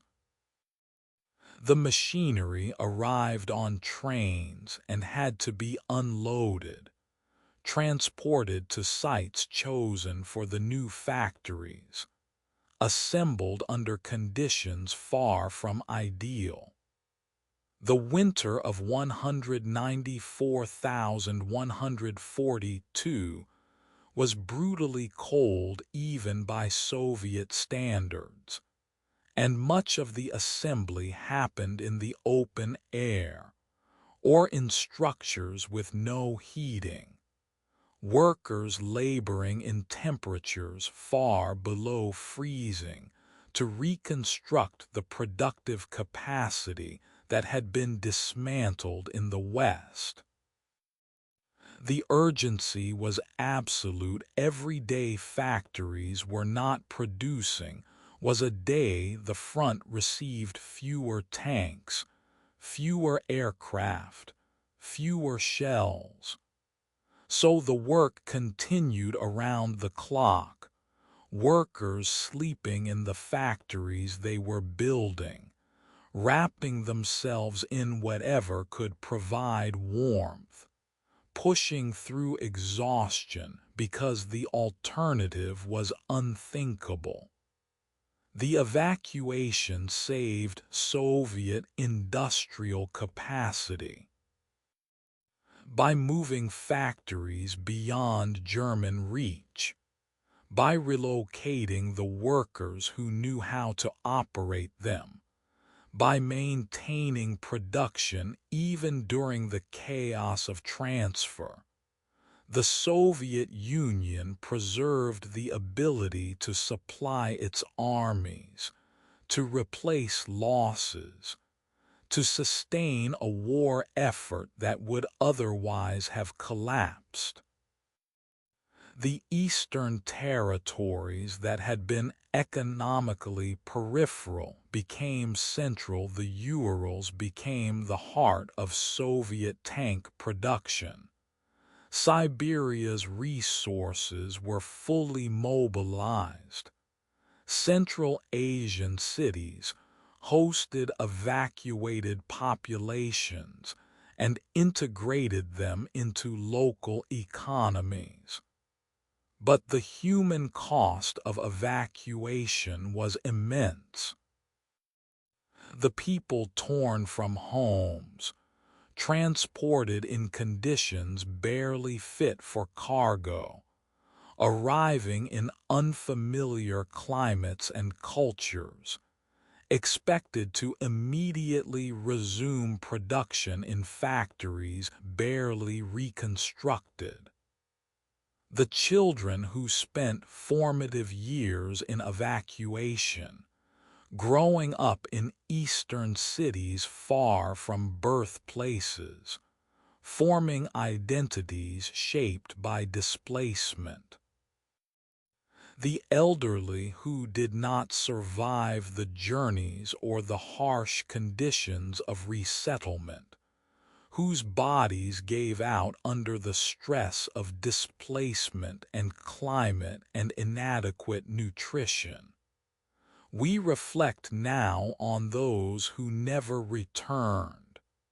When the war ended and the opportunity to return westward came, some chose to remain in the East.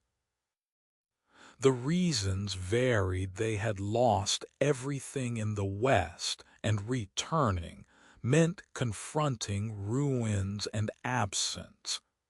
They had built new lives in the East and saw no reason to abandon them. They had married locals or found work they valued.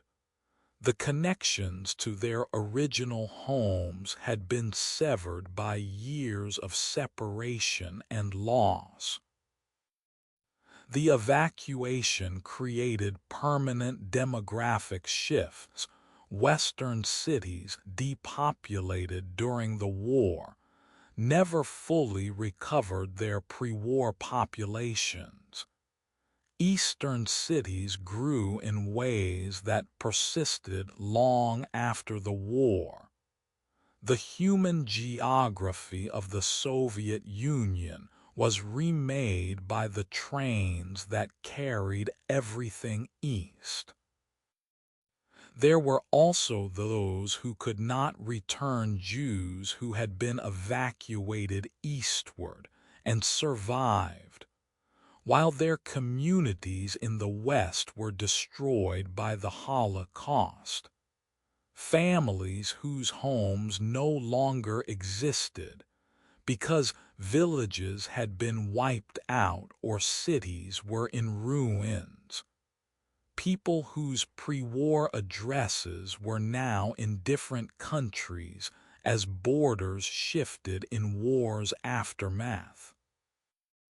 For these evacuees, the East became permanent home not by choice but by elimination of alternatives, by the closure of return as a possibility, by the transformation of the past into something that could not be reclaimed.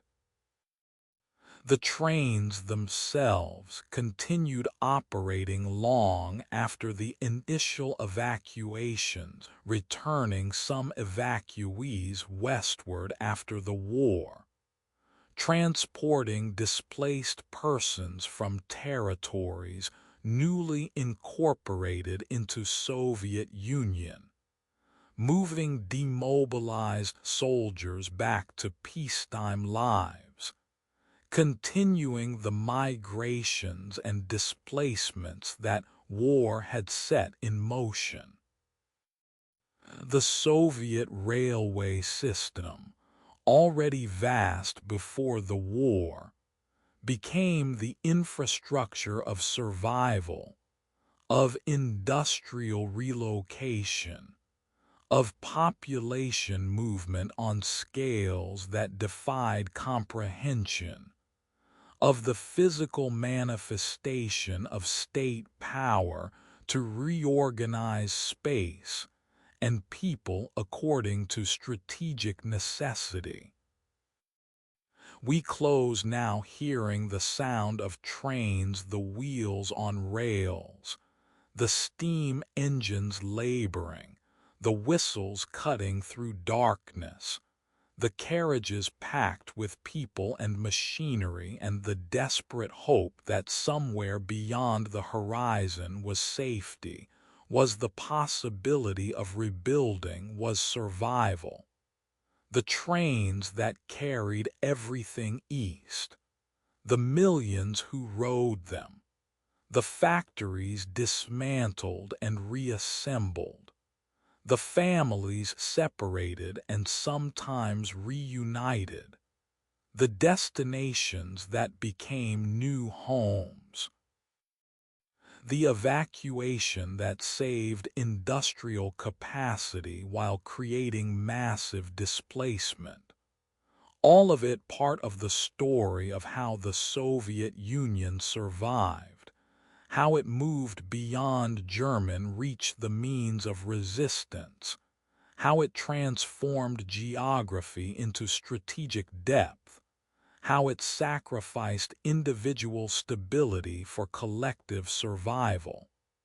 The silence now holds the memory of those journeys, the stations where trains stopped briefly, the eastern cities that swelled with evacuees, the factories rebuilt in the cold, the people who made new lives in unfamiliar places, the trains, forever moving, forever carrying, forever testimony to displacement as survival strategy, to the millions who traveled eastward and the thousands of miles those journeys covered, to the human cost of industrial evacuation and the strategic necessity that demanded it. The trains, the evacuation, the survival, forever part of the story, forever. On walls and in newspapers, through radio broadcasts that reached into every corner of Soviet territory, through film reels projected in darkened halls, a war was depicted that differed from the war being fought. We begin with the images posters showing heroic soldiers advancing unstoppably across landscapes, their faces strong and determined, their weapons gleaming, their postures suggesting victory was not merely possible but inevitable.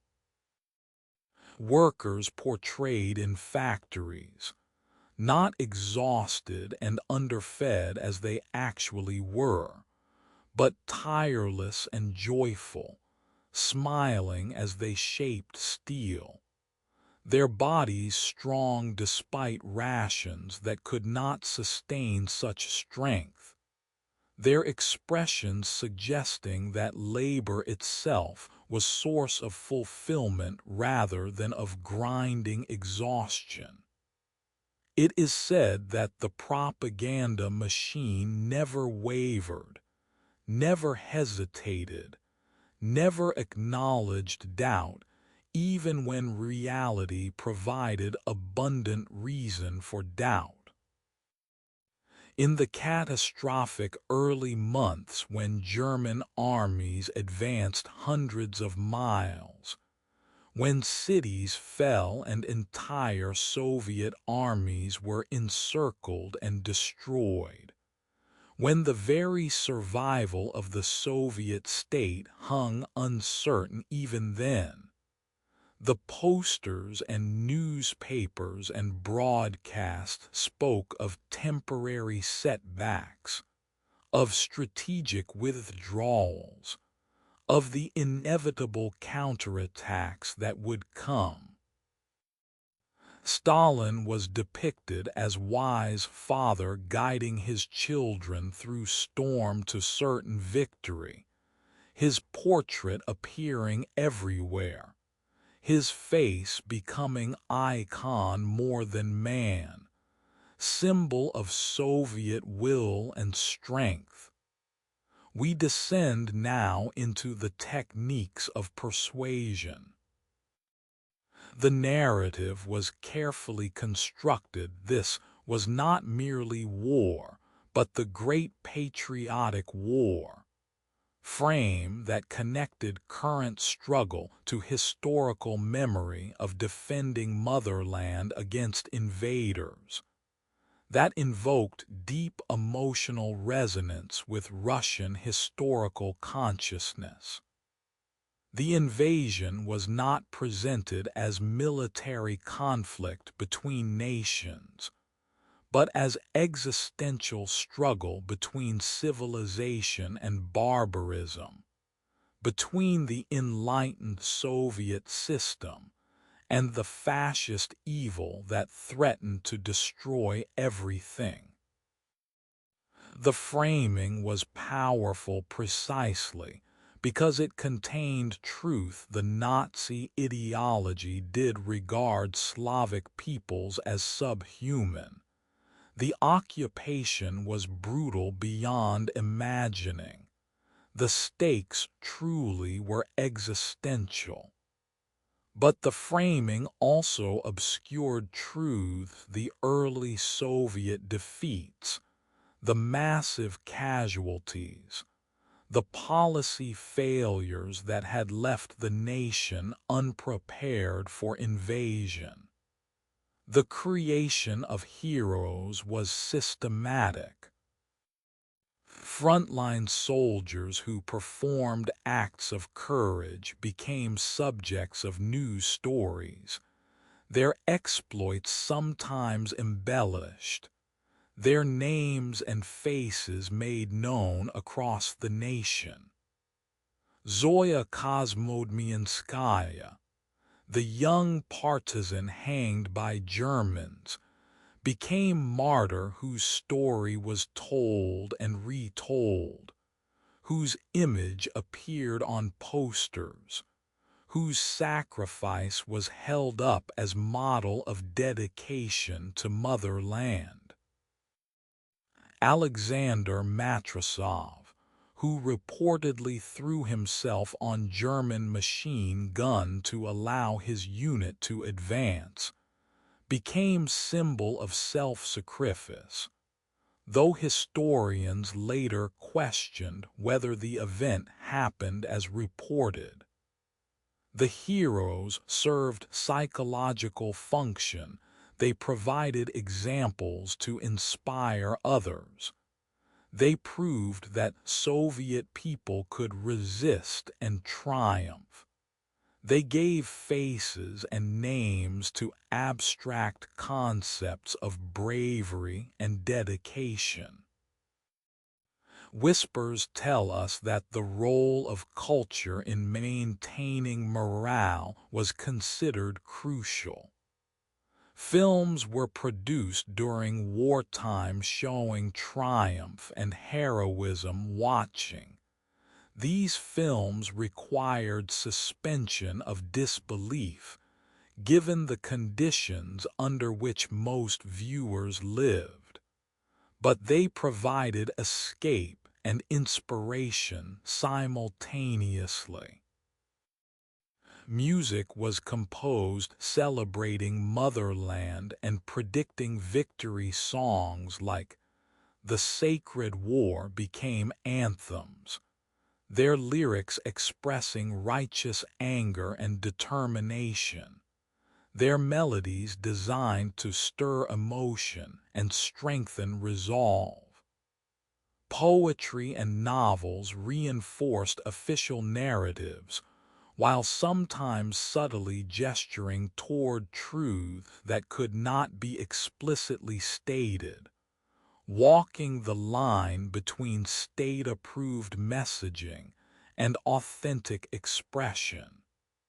The selective reporting was essential to propaganda's function.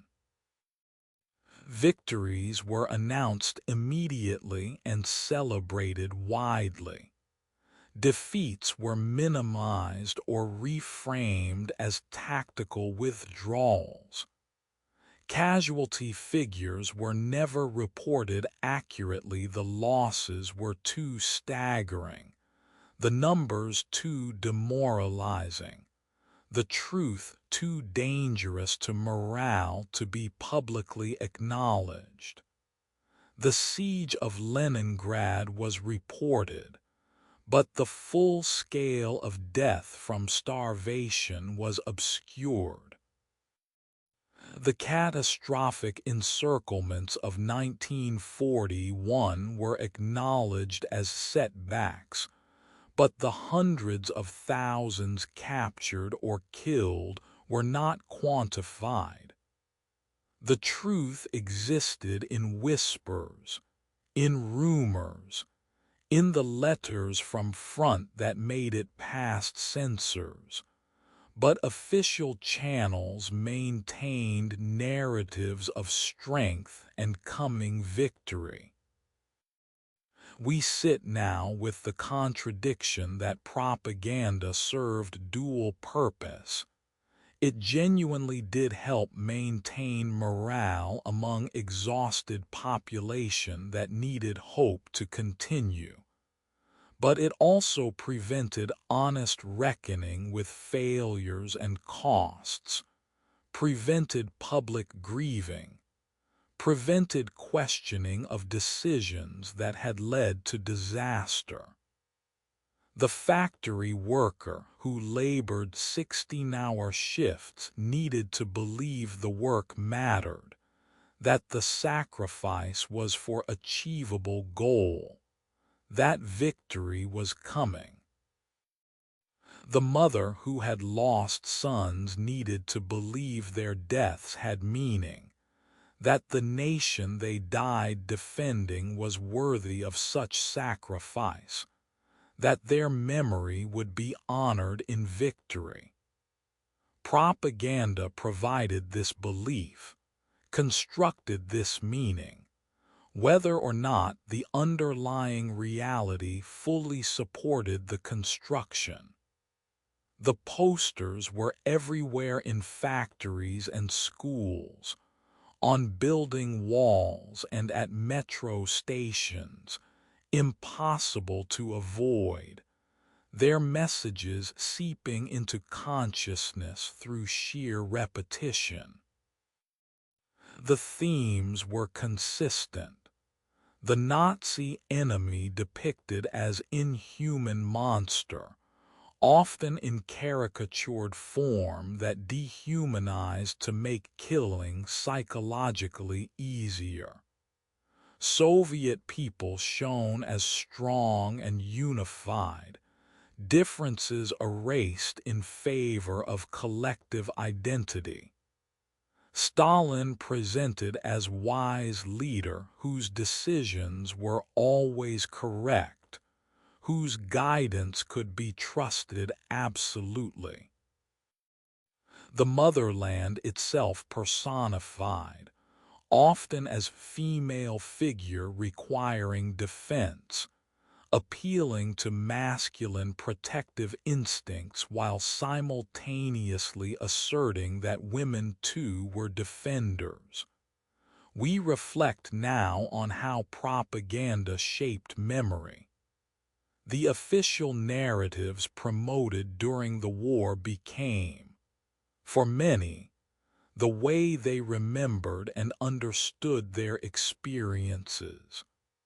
The suffering was real, but it was remembered as meaningful suffering, as necessary sacrifice for righteous cause. The victories were real, but they were remembered as products of superior Soviet system and Stalin's leadership, rather than as hard-won outcomes of massive sacrifice and some degree of luck. The complexity of experience, the simultaneous pride in contribution and bitterness about conditions, the love of homeland coexisting with resentment of state policies, the heroism alongside the confusion and fear. This complexity was simplified in official memory into narratives of unified purpose and inevitable triumph. The dissenting voices were suppressed. Anyone who questioned official narratives, who spoke of suffering in ways that emphasized victimhood rather than heroism, who criticized decisions or leadership, risked accusation of defeatism or worse. The space for honest expression of experience was severely limited, forcing people into either acceptance of official narratives or silence. The journals and letters that contained unfiltered accounts were often hidden, destroyed, or self-censored to avoid danger. The truth was fragmentary, scattered, preserved only in pieces that survived censorship and fear. The propaganda was effective not because people were naive, but because they needed it to be true. In circumstances of extreme hardship, hope is survival mechanism. Believing that suffering has purpose, that victory is coming, that sacrifice matters, these beliefs make endurance possible. Propaganda provided narrative structure that allowed people to understand their experiences as part of larger story with meaning and direction, rather than as random suffering without purpose. Whether the narrative was entirely accurate mattered less than whether it provided psychological framework for continuing. We close now contemplating the posters that remain in archives and museums, the films preserved, the songs still occasionally heard. They are historical documents now, evidence of how the war was represented rather than how it was experienced. The distance between representation and reality is the space where propaganda operated, not entirely false but not entirely true, selective in what it emphasized and what it obscured, designed to serve state purposes while claiming to serve truth. The propaganda that painted victory before it came. The posters, the films, the songs, the carefully constructed narratives. The heroes real and embellished, the defeats minimized, the suffering made meaningful through framing. All of it part of how the Soviet population was mobilized, sustained, inspired, controlled. All of it shaping not just wartime experience but post-war memory. All of it testimony to power of narrative to shape perception, to influence endurance, to construct collective understanding of events even as individual experiences complicated or contradicted official stories. The images remain. The words echo. The propaganda speaks still, not as truth but as evidence of what the state wanted people to believe, of how suffering was meant to be understood, of the gap between official narrative and lived reality. The silence holds both the propaganda and the truth it obscured, the inspiration it provided and the honest accounting it prevented. Forever both. Forever testimony to war fought on battlefields and war fought in representation, in imagery, in the shaping of consciousness and memory. The propaganda, forever painting victory, forever shaping how the war was seen and remembered, forever. In the space between front and home, in the vast distances that war created, letters existed in perpetual transit written in hope, carried through chaos, arriving sometimes months late, sometimes never arriving at all.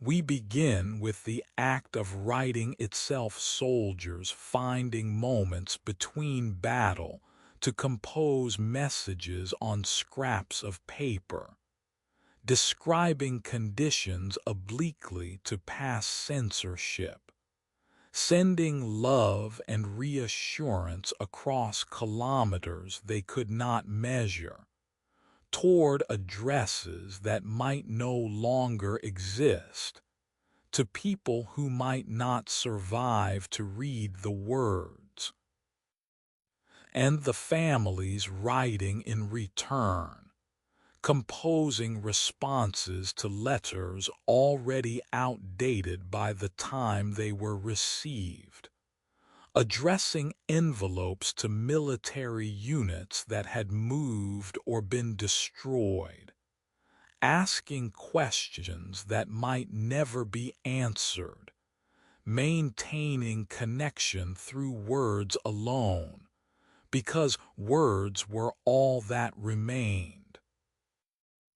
It is said that the Soviet postal system during wartime processed millions of letters, daily correspondence flowing in both directions, from front to rear and rear to front, a vast circulatory system of paper and ink, attempting to maintain human bonds across the ruptures war created.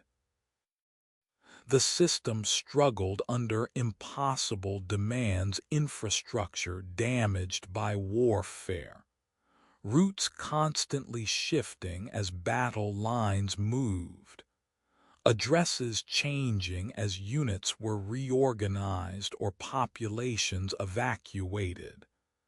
The sheer volume overwhelming capacity designed for peacetime flow. Yet the system operated because it had to, because mail was morale, because soldiers fought better knowing families remembered them, and families endured better believing their soldiers were alive and thinking of them. We descend now into the censorship that every letter underwent. Military censors read each message from the front, redacting information deemed sensitive, unit locations, casualty numbers, descriptions of conditions that might undermine morale, any criticism of leadership or policy. The letters that reached families were often fragments, sentences crossed out in black ink, paragraphs removed entirely, the remaining text creating impression of normalcy that was partially or entirely false. Soldiers learned to self-censor, to write around what could not be said, to encode information in ways they hoped families would understand while censors would miss. A description of weather might indicate location. A comment about missing home might convey despair that direct statement of despair would not be allowed to express. The waiting defined home front experience. Families checked for mail daily, the arrival of a letter bringing relief beyond words, proof that their soldier lived at least as of the letter's writing. But the dates on letters revealed how long they had been in transit. A letter written 2 months prior provided information already outdated. The soldier might have been alive when writing but dead now. The peace of mind the letter provided was retroactive and therefore incomplete. And the prolonged silence when letters stopped coming created dread that gradually hardened into grief. As days became weeks, became months with no word. The hope that letters were simply delayed, giving way to assumption that no letter would come because the writer no longer lived. Whispers tell us of the official notifications that announced death, telegrams or letters in formal bureaucratic language, informing families that their son, husband, father had been killed in action, died of wounds, was missing and presumed dead. The notifications were supposed to provide closure but often raised more questions. When exactly did death occur? Where? Under what circumstances? Was the body recovered? Would it be returned for burial? The official notification was endpoint of waiting, but beginning of a different kind of torment.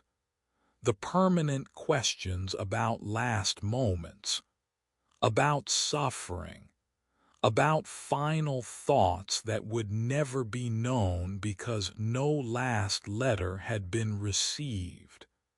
Because war's chaos often meant the dead disappeared into unmarked graves or were left where they fell.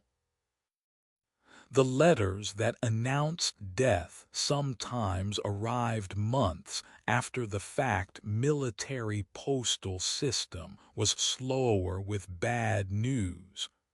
Notifications got delayed in transit. Sometimes families received official word before the final letters their soldiers had written, meaning the last words arrived after already knowing they were the last words. The temporal disruption was cruelty added to cruelty. Reading letter from the dead, words written when the writer still lived. the voice present in the text while its source was gone, the impossible simultaneity of presence and absence that letters from the dead created. We sit now with what was not said, the censorship, both external and internal, that prevented honest communication.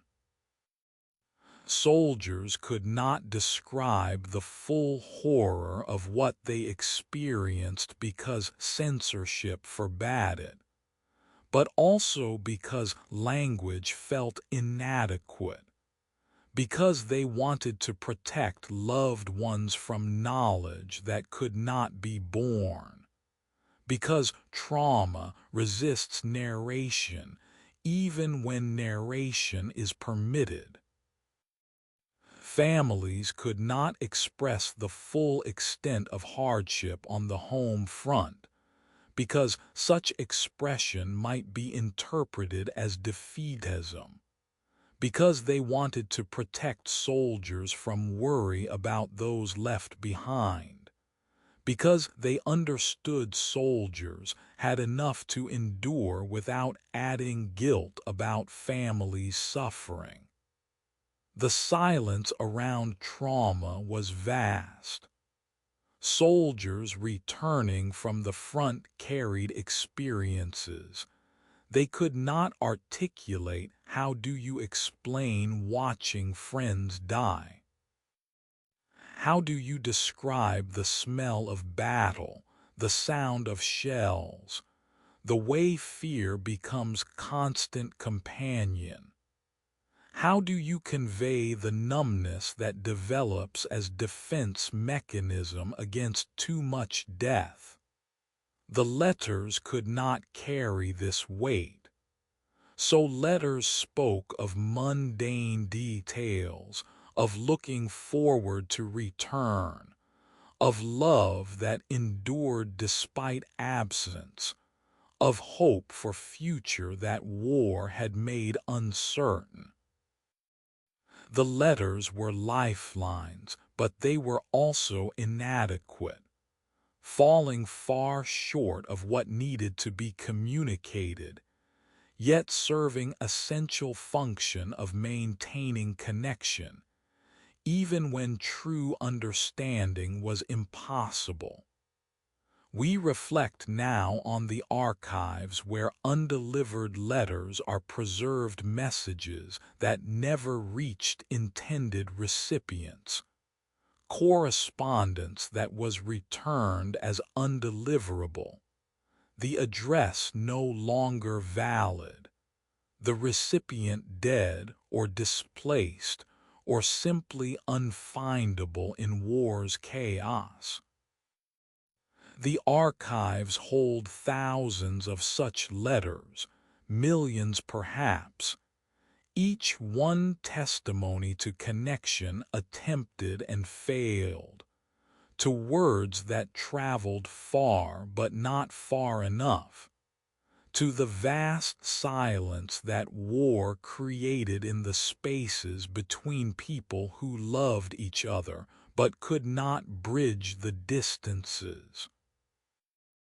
Some letters were found on bodies of fallen soldiers, last messages never sent, final words to families carried in pockets when death came, sometimes recovered and forwarded, sometimes lost with everything else the dead carried.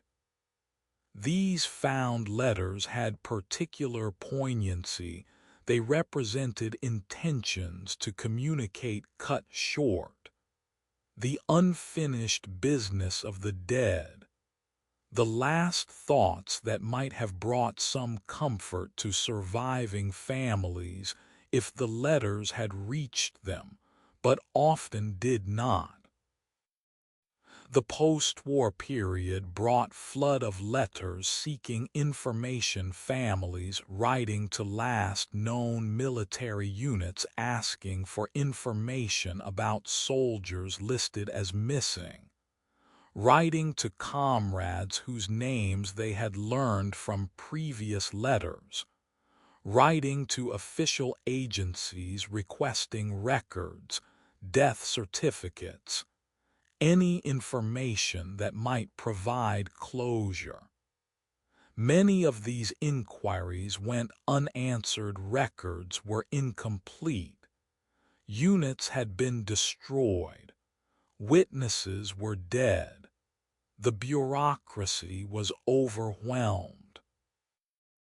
The missing remained missing, neither confirmed dead nor proven alive, existing in terrible limbo that prevented proper grieving and proper hope both.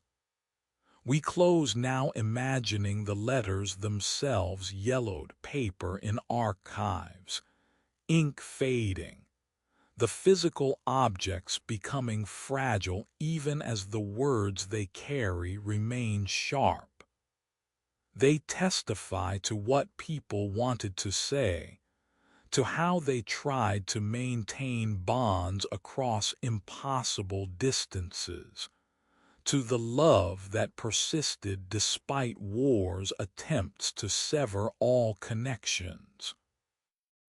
They speak of hope and fear, of longing and resignation, of the ordinary details of life that become extraordinary when written under conditions of war, when every letter might be the last, when the act of writing itself is assertion of faith that the words will reach their destination even when experience suggests they might not. The letters that never arrived, the words written in hope, the postal system struggling under impossible demands, the censorship that redacted truth, the waiting for word that sometimes never came, the notifications of death, the questions that could not be answered, the silence around trauma, the undelivered messages in archives, all of it part of how people tried to maintain humanity, to preserve connections, to communicate across the ruptures war created. All of it testimony to the inadequacy of words to fully express experience, yet the necessity of attempting expression anyway, of writing despite censorship and distance, and the likelihood that letters would not arrive or would arrive too late, of the human need to communicate even when communication is nearly impossible. The silence holds them. The archives preserve them. The words remain even when writers and intended readers are long gone. The letters, forever traveling, forever attempting to bridge distance, forever testimony to love and longing, and the desperate human need to speak across silence to those we cannot reach. Forever. In May 1945, when bells rang in Moscow's squares, when crowds filled streets that had been darkened for years by blackout orders, when news spread that Germany had surrendered unconditionally, celebration mixed with something more complex than simple joy. We begin with the official announcement, Stalin's proclamation of victory. The words broadcast across all Soviet territory, reaching soldiers at the front and families at home. The statement that after 4 years of brutal warfare, after sacrifice beyond measure, The great patriotic war had been won. The crowds gathered spontaneously, strangers embracing in the streets, tears flowing not just from relief, but from recognition of cost, from understanding of what had been endured to reach this moment. It is said that Victory Day, May 9, the date commemorated rather than May 8, when the German instrument of surrender was signed, became instant sacred moment in Soviet calendar, the culmination of what official narrative presented as inevitable triumph of superior Soviet system and Stalin's leadership. The celebrations were real, the joy genuine. People danced in the streets, kissed anyone nearby, drank whatever alcohol could be found, released years of tension and fear in hours of unrestrained celebration. For many, the primary emotion was simple relief survival, the end of daily fear of death, the possibility of beginning to rebuild lives shattered by war. We descend now into what came after initial celebration, into the reality that victory meant many things beyond the end of warfare. The soldiers began returning those who survived, walking roads westward toward homes they had left years before, carrying trauma they could not name and did not yet understand, finding cities and villages transformed by their absence. The reunions were joyful but also awkward. Families had changed. Children had grown. Some wives had remarried believing husbands were dead. Some soldiers had formed new attachments. The years of separation created distances that simple presence could not immediately bridge. Many found no homes to return to. Cities lay in ruins. Villages had been destroyed. Addresses no longer existed. Families had scattered or perished. The soldiers who had fought to defend motherland came back to discover the motherland they remembered existed only in memory, that the physical reality was rubble and absence, that victory meant surviving but not necessarily having anything to return to.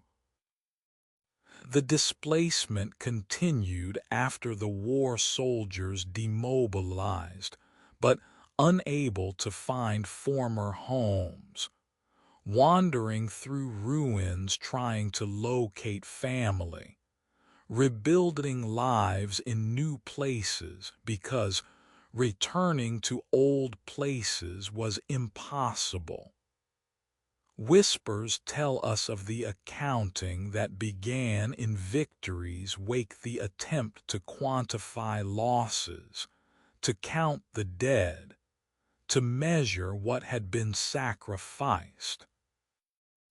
The numbers were staggering and even now remain disputed. Official Soviet figures eventually acknowledged 27 million dead, though some estimates go higher.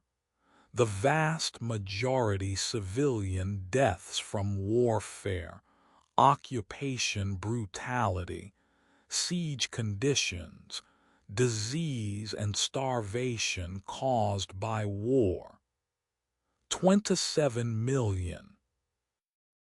The number is too large to comprehend, exceeds capacity of imagination to grasp, represents population of entire nations simply gone, erased, their futures prevented, their potential unrealized, their suffering mostly unrecorded, their names in many cases unknown and unremembered.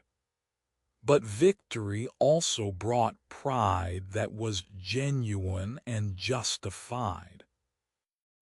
The Soviet Union had faced invasion by the most powerful military machine ever assembled, had been pushed to the brink of defeat, had suffered losses that would have destroyed many nations, yet had not only survived but had turned the tide, had pushed back, had conquered Berlin, had achieved military victory that seemed impossible in 1941. The pride in having survived, in having resisted, in having won this was real, was earned through sacrifice, was justified by the magnitude of what had been overcome. The contradiction was that both the pride and the grief were real, coexisted in the same heart, created emotional complexity that simple narratives could not capture. We sit now with other contradictions victory revealed.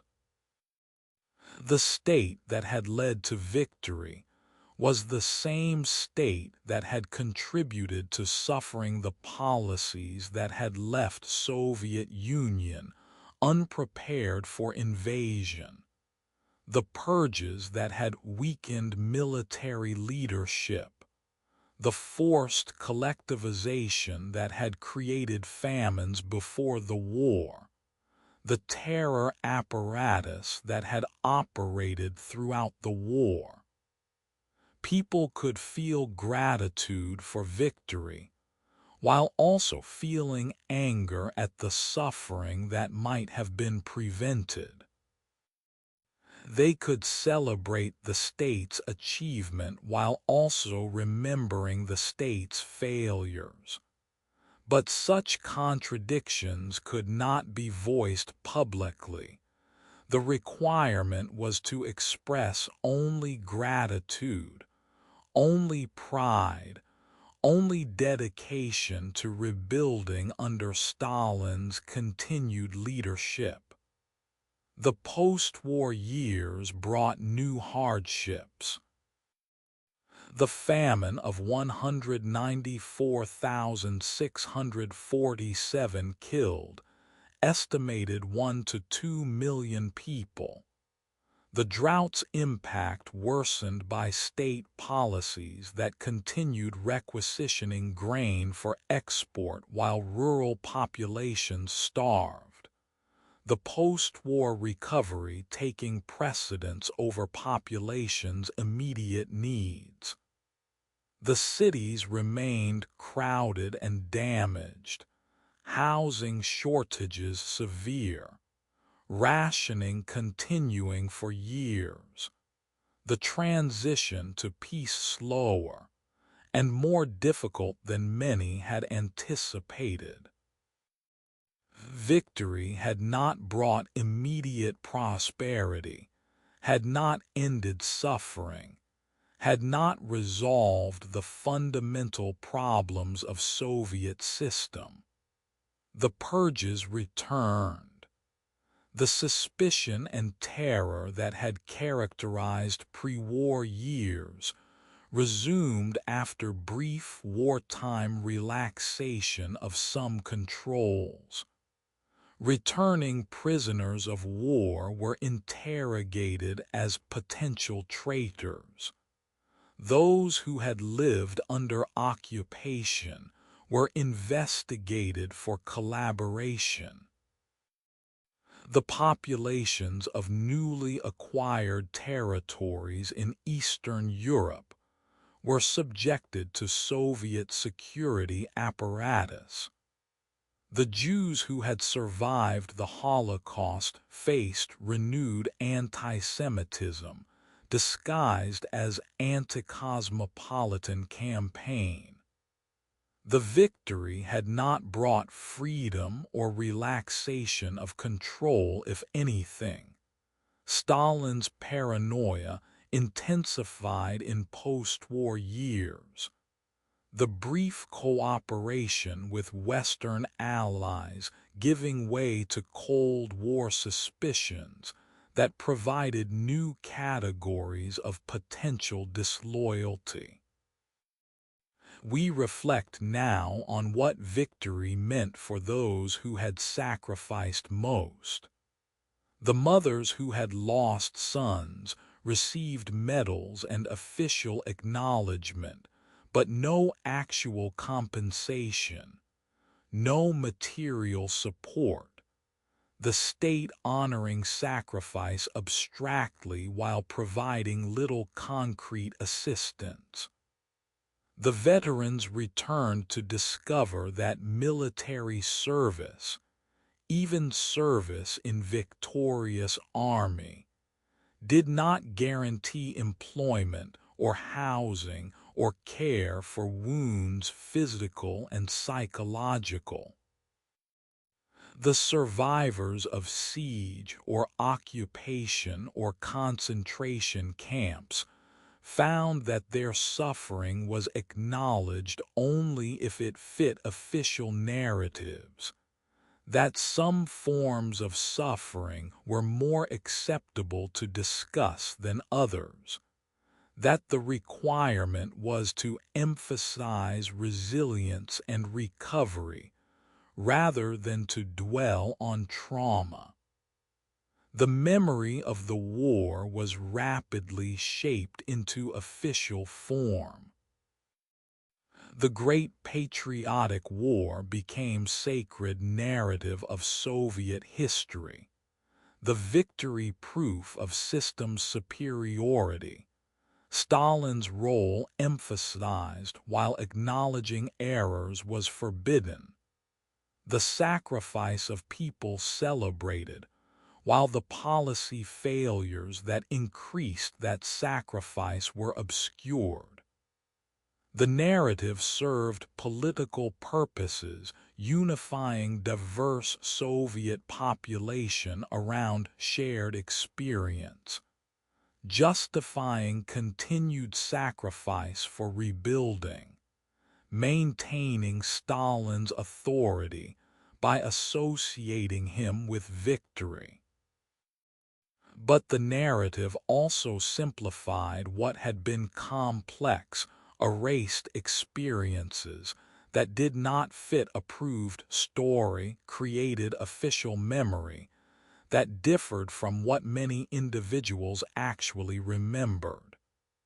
We close now contemplating photographs of Victory Day celebration. The joy visible in faces is real, the relief genuine, the sense of having survived profound.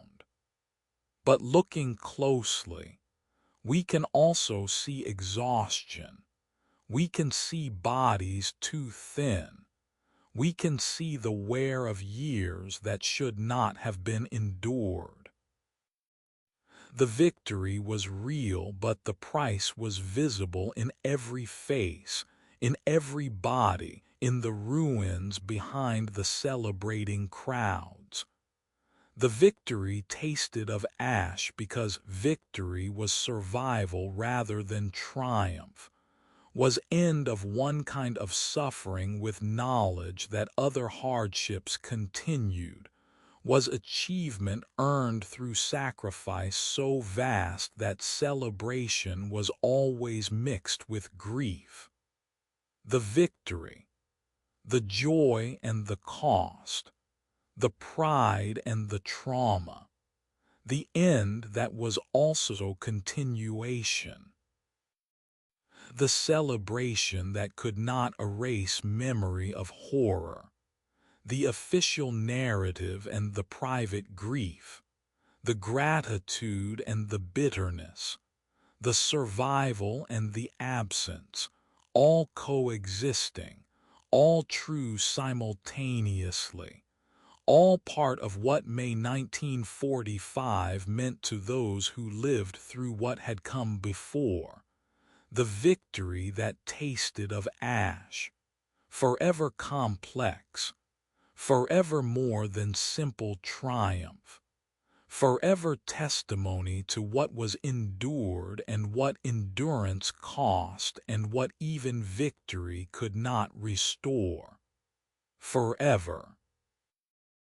In the institutions swelling beyond capacity, in railway stations where children waited with tags around their necks, in the spaces between family and state, a generation grew up marked by war's particular cruelties. We begin with numbers that struggle to capture human reality. Estimated 25 million Soviet children lost one or both parents during war years, left orphaned by death or separated by displacement. By the thousand ways war tears families apart. The state proclaimed responsibility for these children, established orphanages, and passed policies meant to provide for those who had lost everything, declared that the motherland would care for its orphaned children. But the gap between proclamation and reality was vast, measured in crowded dormitories and insufficient food, and the impossibility of providing genuine care when resources were inadequate and the numbers were overwhelming. It is said that the orphanages became cities unto themselves, massive institutions housing hundreds or thousands of children, organized with bureaucratic efficiency, but lacking the capacity for individual attention, for emotional nurturing, for the thousand small kindnesses that children require. The children slept in shifts when beds were insufficient, 3 children rotating through 2 beds, sleep schedules overlapping to maximize use of limited space. The food was rationed strictly, portions calculated to minimum subsistence, hunger constant presence even in institutions meant to protect. The staff did what they could, but ratios of children to caregivers made meaningful relationships nearly impossible, supervision replacing care, management replacing nurturing. We descend now into the lives of children in these institutions. They wore uniforms when available, identical clothing that erased individual identity, that marked them as wards of the state, that signified their orphaned status to anyone who saw them. They attended schools when schools operated, learned lessons that emphasized duty to motherland, that trained them to be productive Soviet citizens, that prepared them for lives of contribution and service. The education was utilitarian, focused on practical skills, on literacy and mathematics that would serve economic purposes, on political indoctrination that would ensure loyalty. The arts, the humanities, the cultivation of individual talents or interests. These were luxuries that orphanages rarely provided. The children formed their own societies within institutions' hierarchies based on age and strength, alliances for mutual protection, friendships that became substitute for family bonds. They learned to navigate institutional life, to follow rules that governed every aspect of existence, to suppress individual needs in favor of collective functioning. Some thrived in this environment, finding security in structure, forming identities around being part of institution. Others withered, lost in the anonymity of masses, unable to adapt to life without individual attention, without the particular love that family provides and institution cannot replicate. Whispers tell us of the children who fled institutions, who could not bear the regimentation, who chose uncertain freedom of streets over secure confinement of orphanages. These were the besprizorniki, the homeless children who became visible presence in railway stations and city streets, who survived through begging and theft, who formed gangs for mutual protection and joint survival. They slept in stations and abandoned buildings, in culverts and makeshift shelters, wherever offered some protection from weather and from predators human and otherwise. The street children developed their own culture languages of signs and gestures, hierarchies based on streetwise intelligence, codes of conduct that governed behavior within groups. They protected each other fiercely, understood that survival depended on mutual support, that alone on the streets meant vulnerability that could be fatal. But they also exploited each other, the strong preying on the weak, the older children sometimes using younger ones for purposes that childhood should never know. The street was simultaneous refuge and danger, freedom and brutal education in survival at any cost. The authorities periodically swept stations and streets, collecting homeless children and returning them to institutions, but the children often fled again, preferring known dangers of streets to institutional life they found unbearable. The cycle repeated: collection, placement, flight, survival on streets, collection again. Some children were eventually integrated into institutions or placed with families.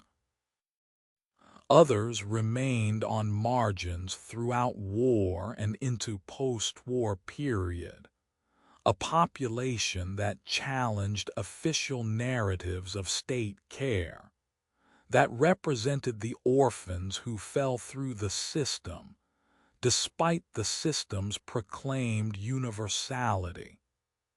We sit now with the children who were taken in by extended family or neighbors, absorbed into households already strained, becoming additional mouths to feed when food was scarce, additional bodies to shelter when space was insufficient. These children were luckier than those in institutions or on streets, but their situation was complicated. They understood they were burdens, however loved they might also be, that their presence stretched already insufficient resources, that they owed debts of gratitude that could never be repaid. They learned to be quiet, to need less, to help however they could, even when their help was limited by youth and strength. The psychological wounds were deep and mostly unacknowledged. The children who watched parents killed, who survived siege conditions that killed others, who were separated from siblings and never reunited, who experienced occupation brutality, or the chaos of evacuation. They carried traumas that Soviet system did not recognize or address. The expectation was resilience, that children would adapt, that youth meant psychological flexibility that would heal without intervention. But trauma does not respect age, and the wounds inflicted on children during war years would manifest throughout lives, in difficulties forming attachments, in hypervigilance and anxiety, in the particular grief of losses experienced too young to fully process them. The war orphans were used in propaganda, their resilience held up as proof of Soviet strength, their integration into institutions presented as evidence of states' care and capability, their stories told in ways that emphasized heroism and adaptation rather than suffering and loss. Some orphans became symbols. Zoya Kosmodmyanskaya's younger brother, for instance, whose martyred sister's legacy he was expected to honor, who was raised in institutions and taught to embody the sacrifice his family had made. The orphans as symbols served state purposes, but the orphans as individuals lived lives more complex than symbols could capture. We reflect now on what it meant to grow up during and after war without parents. Childhood requires attachment, requires the particular attention and love that family ideally provides, requires sense of belonging and security that allows healthy development. The war orphans were denied this, or received only partial versions of it, or found substitutes that could not fully replace what was lost. They grew into adults marked by experiences of abandonment and loss, by institutional life or street survival, or the complicated dynamics of being taken in, by the particular loneliness of growing up without the people who should have been there. After the war, as Soviet Union rebuilt, some orphans were adopted, found new families, created bonds that partially healed early wounds. Others aged out of institutions into adult life unprepared for independence, without networks of support that family provides, without resources or connections that make navigating adult life easier. Some succeeded despite disadvantages, found work and created families and built lives.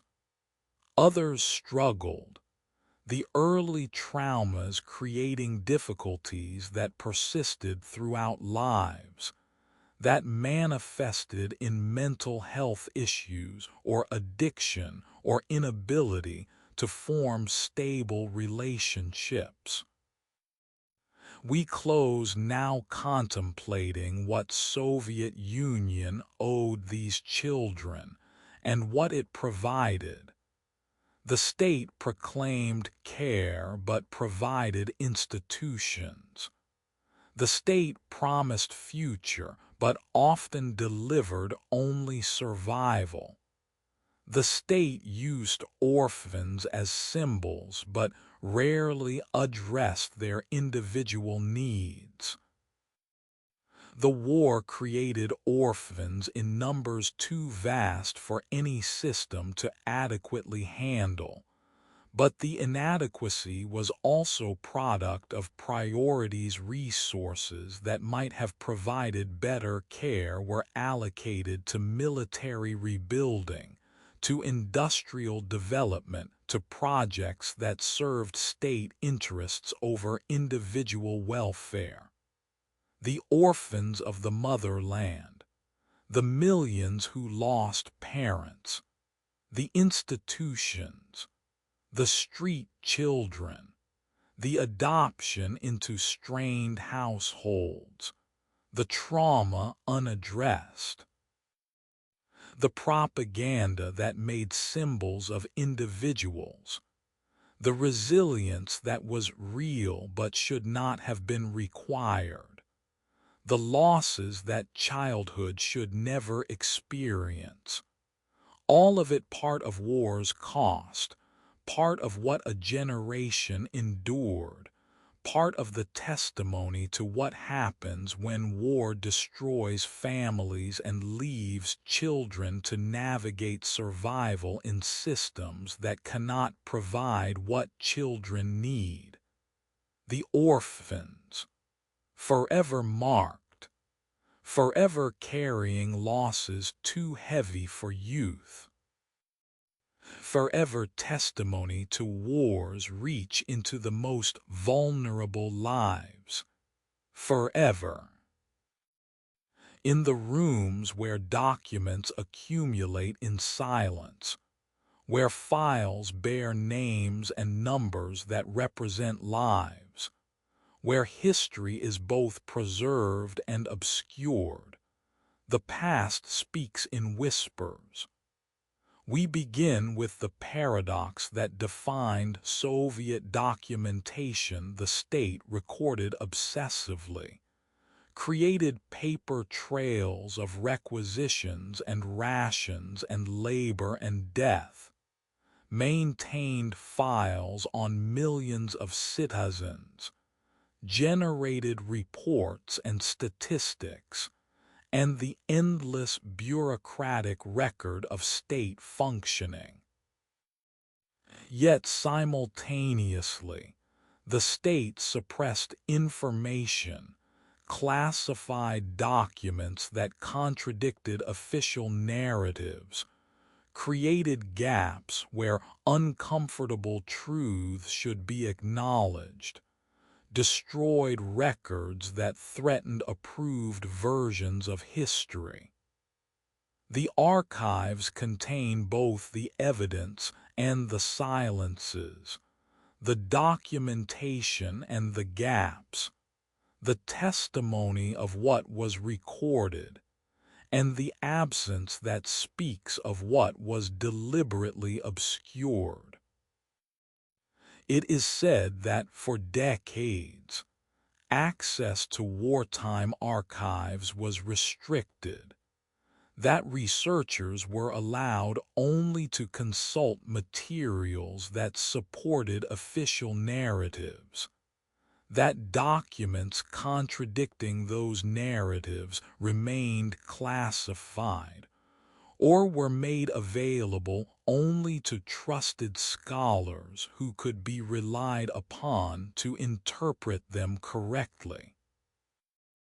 The archives were sites of control as much as sites of preservation, places where history was managed, where the record was curated to serve ideological purposes, where truth was negotiable rather than absolute.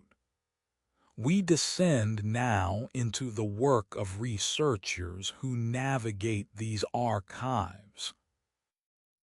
After Soviet collapse, when restrictions eased, when previously classified materials became accessible, when the project of reconstructing fuller picture of wartime experience became possible, historians began the patient work of piecing together fragments.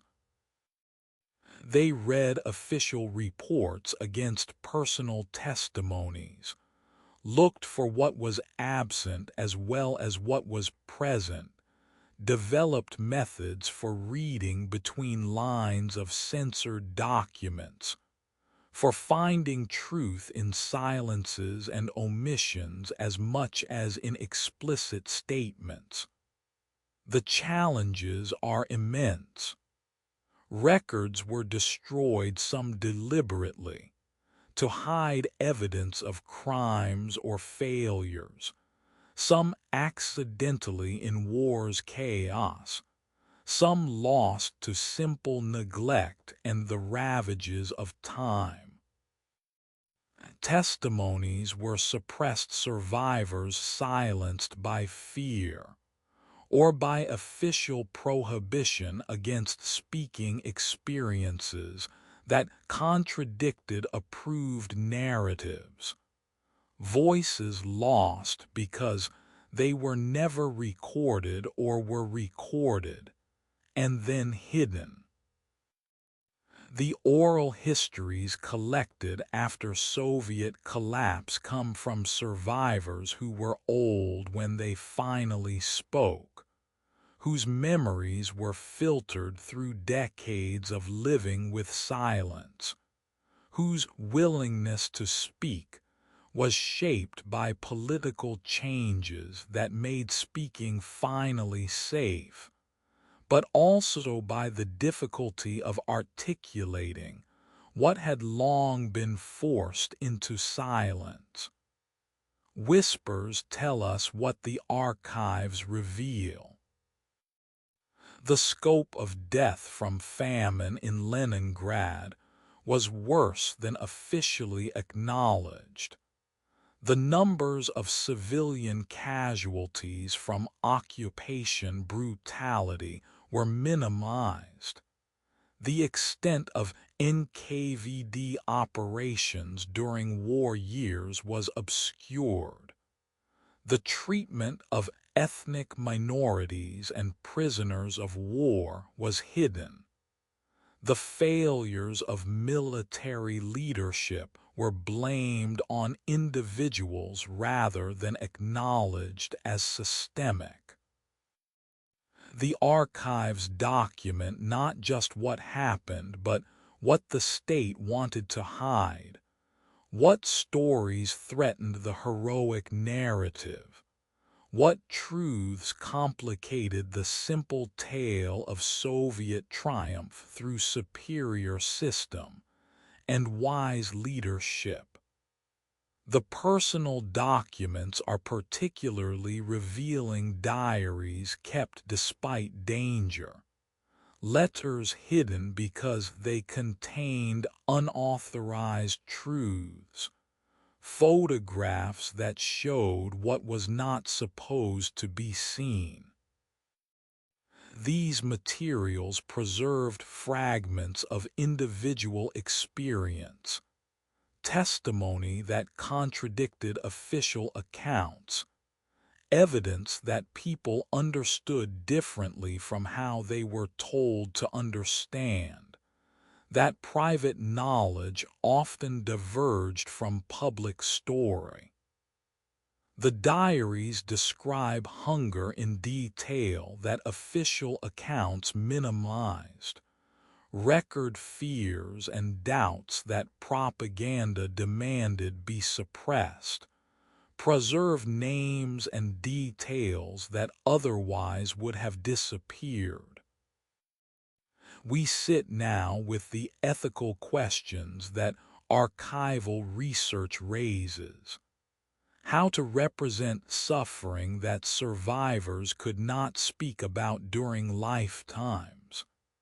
How to honor both the heroism that was real and the failures that were also real.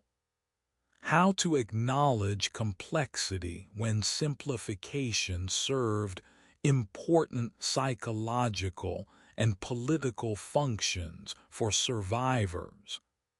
How to balance respect for those who endured with commitment to historical accuracy.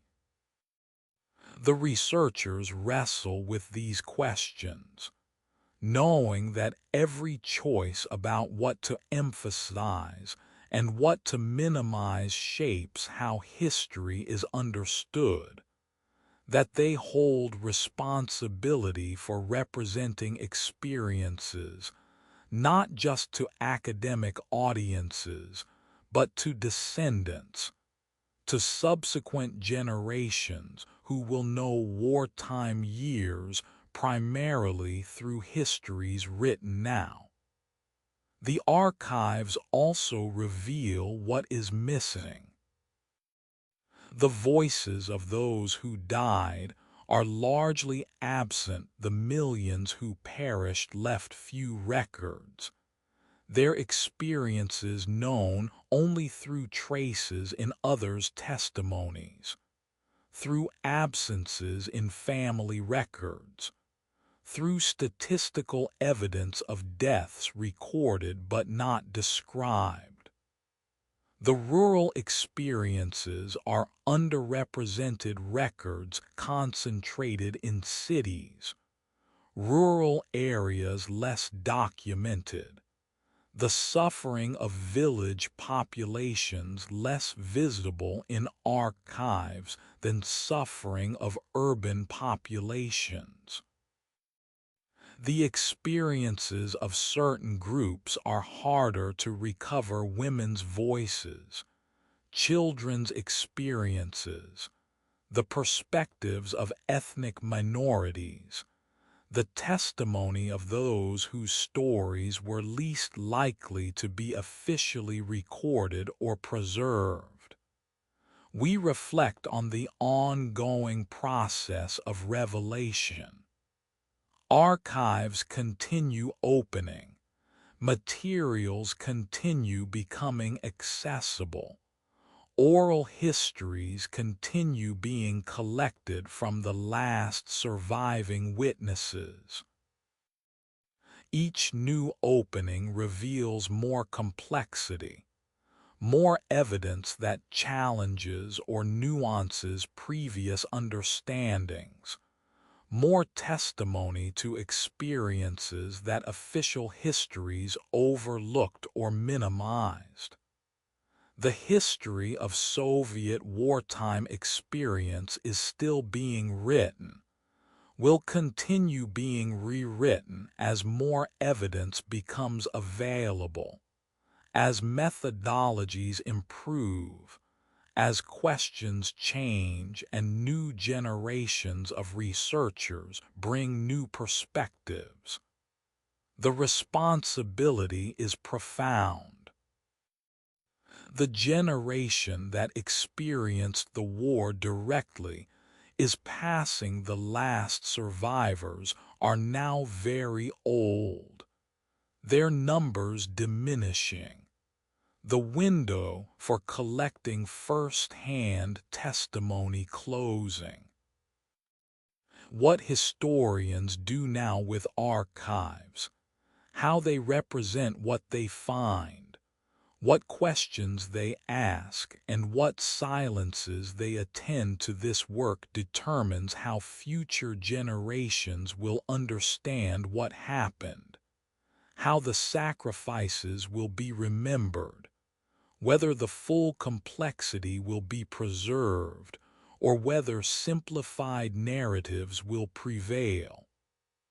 We close now in the silence of archive reading rooms, where researchers sit with files, making notes, photographing documents, building the record from fragments.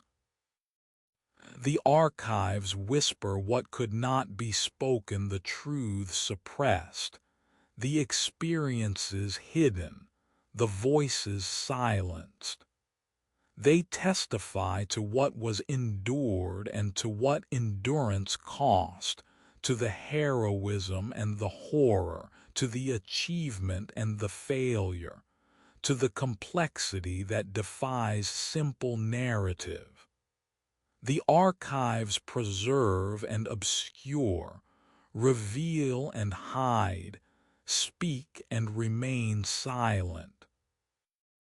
They are not neutral repositories, but are sites where power operated and continues operating, where control was exercised and is still exercised, where history is made and remade through what is preserved and what is lost, what is accessible and what remains restricted, what is attended to and what is ignored. The silence speaks. The gaps testify. The documents preserved bear witness. The papers that survived carry voices forward. The archives that hold wartime records are sacred spaces, in secular sense places where memory is housed, where testimony is kept, where the obligation to remember is enacted through patient work of preservation and research and interpretation. The archives whisper what cannot be spoken, forever holding, forever revealing, forever the repository of experiences too vast to fully comprehend, too important to forget, too complex to simplify, too sacred to betray through careless or ideological representation.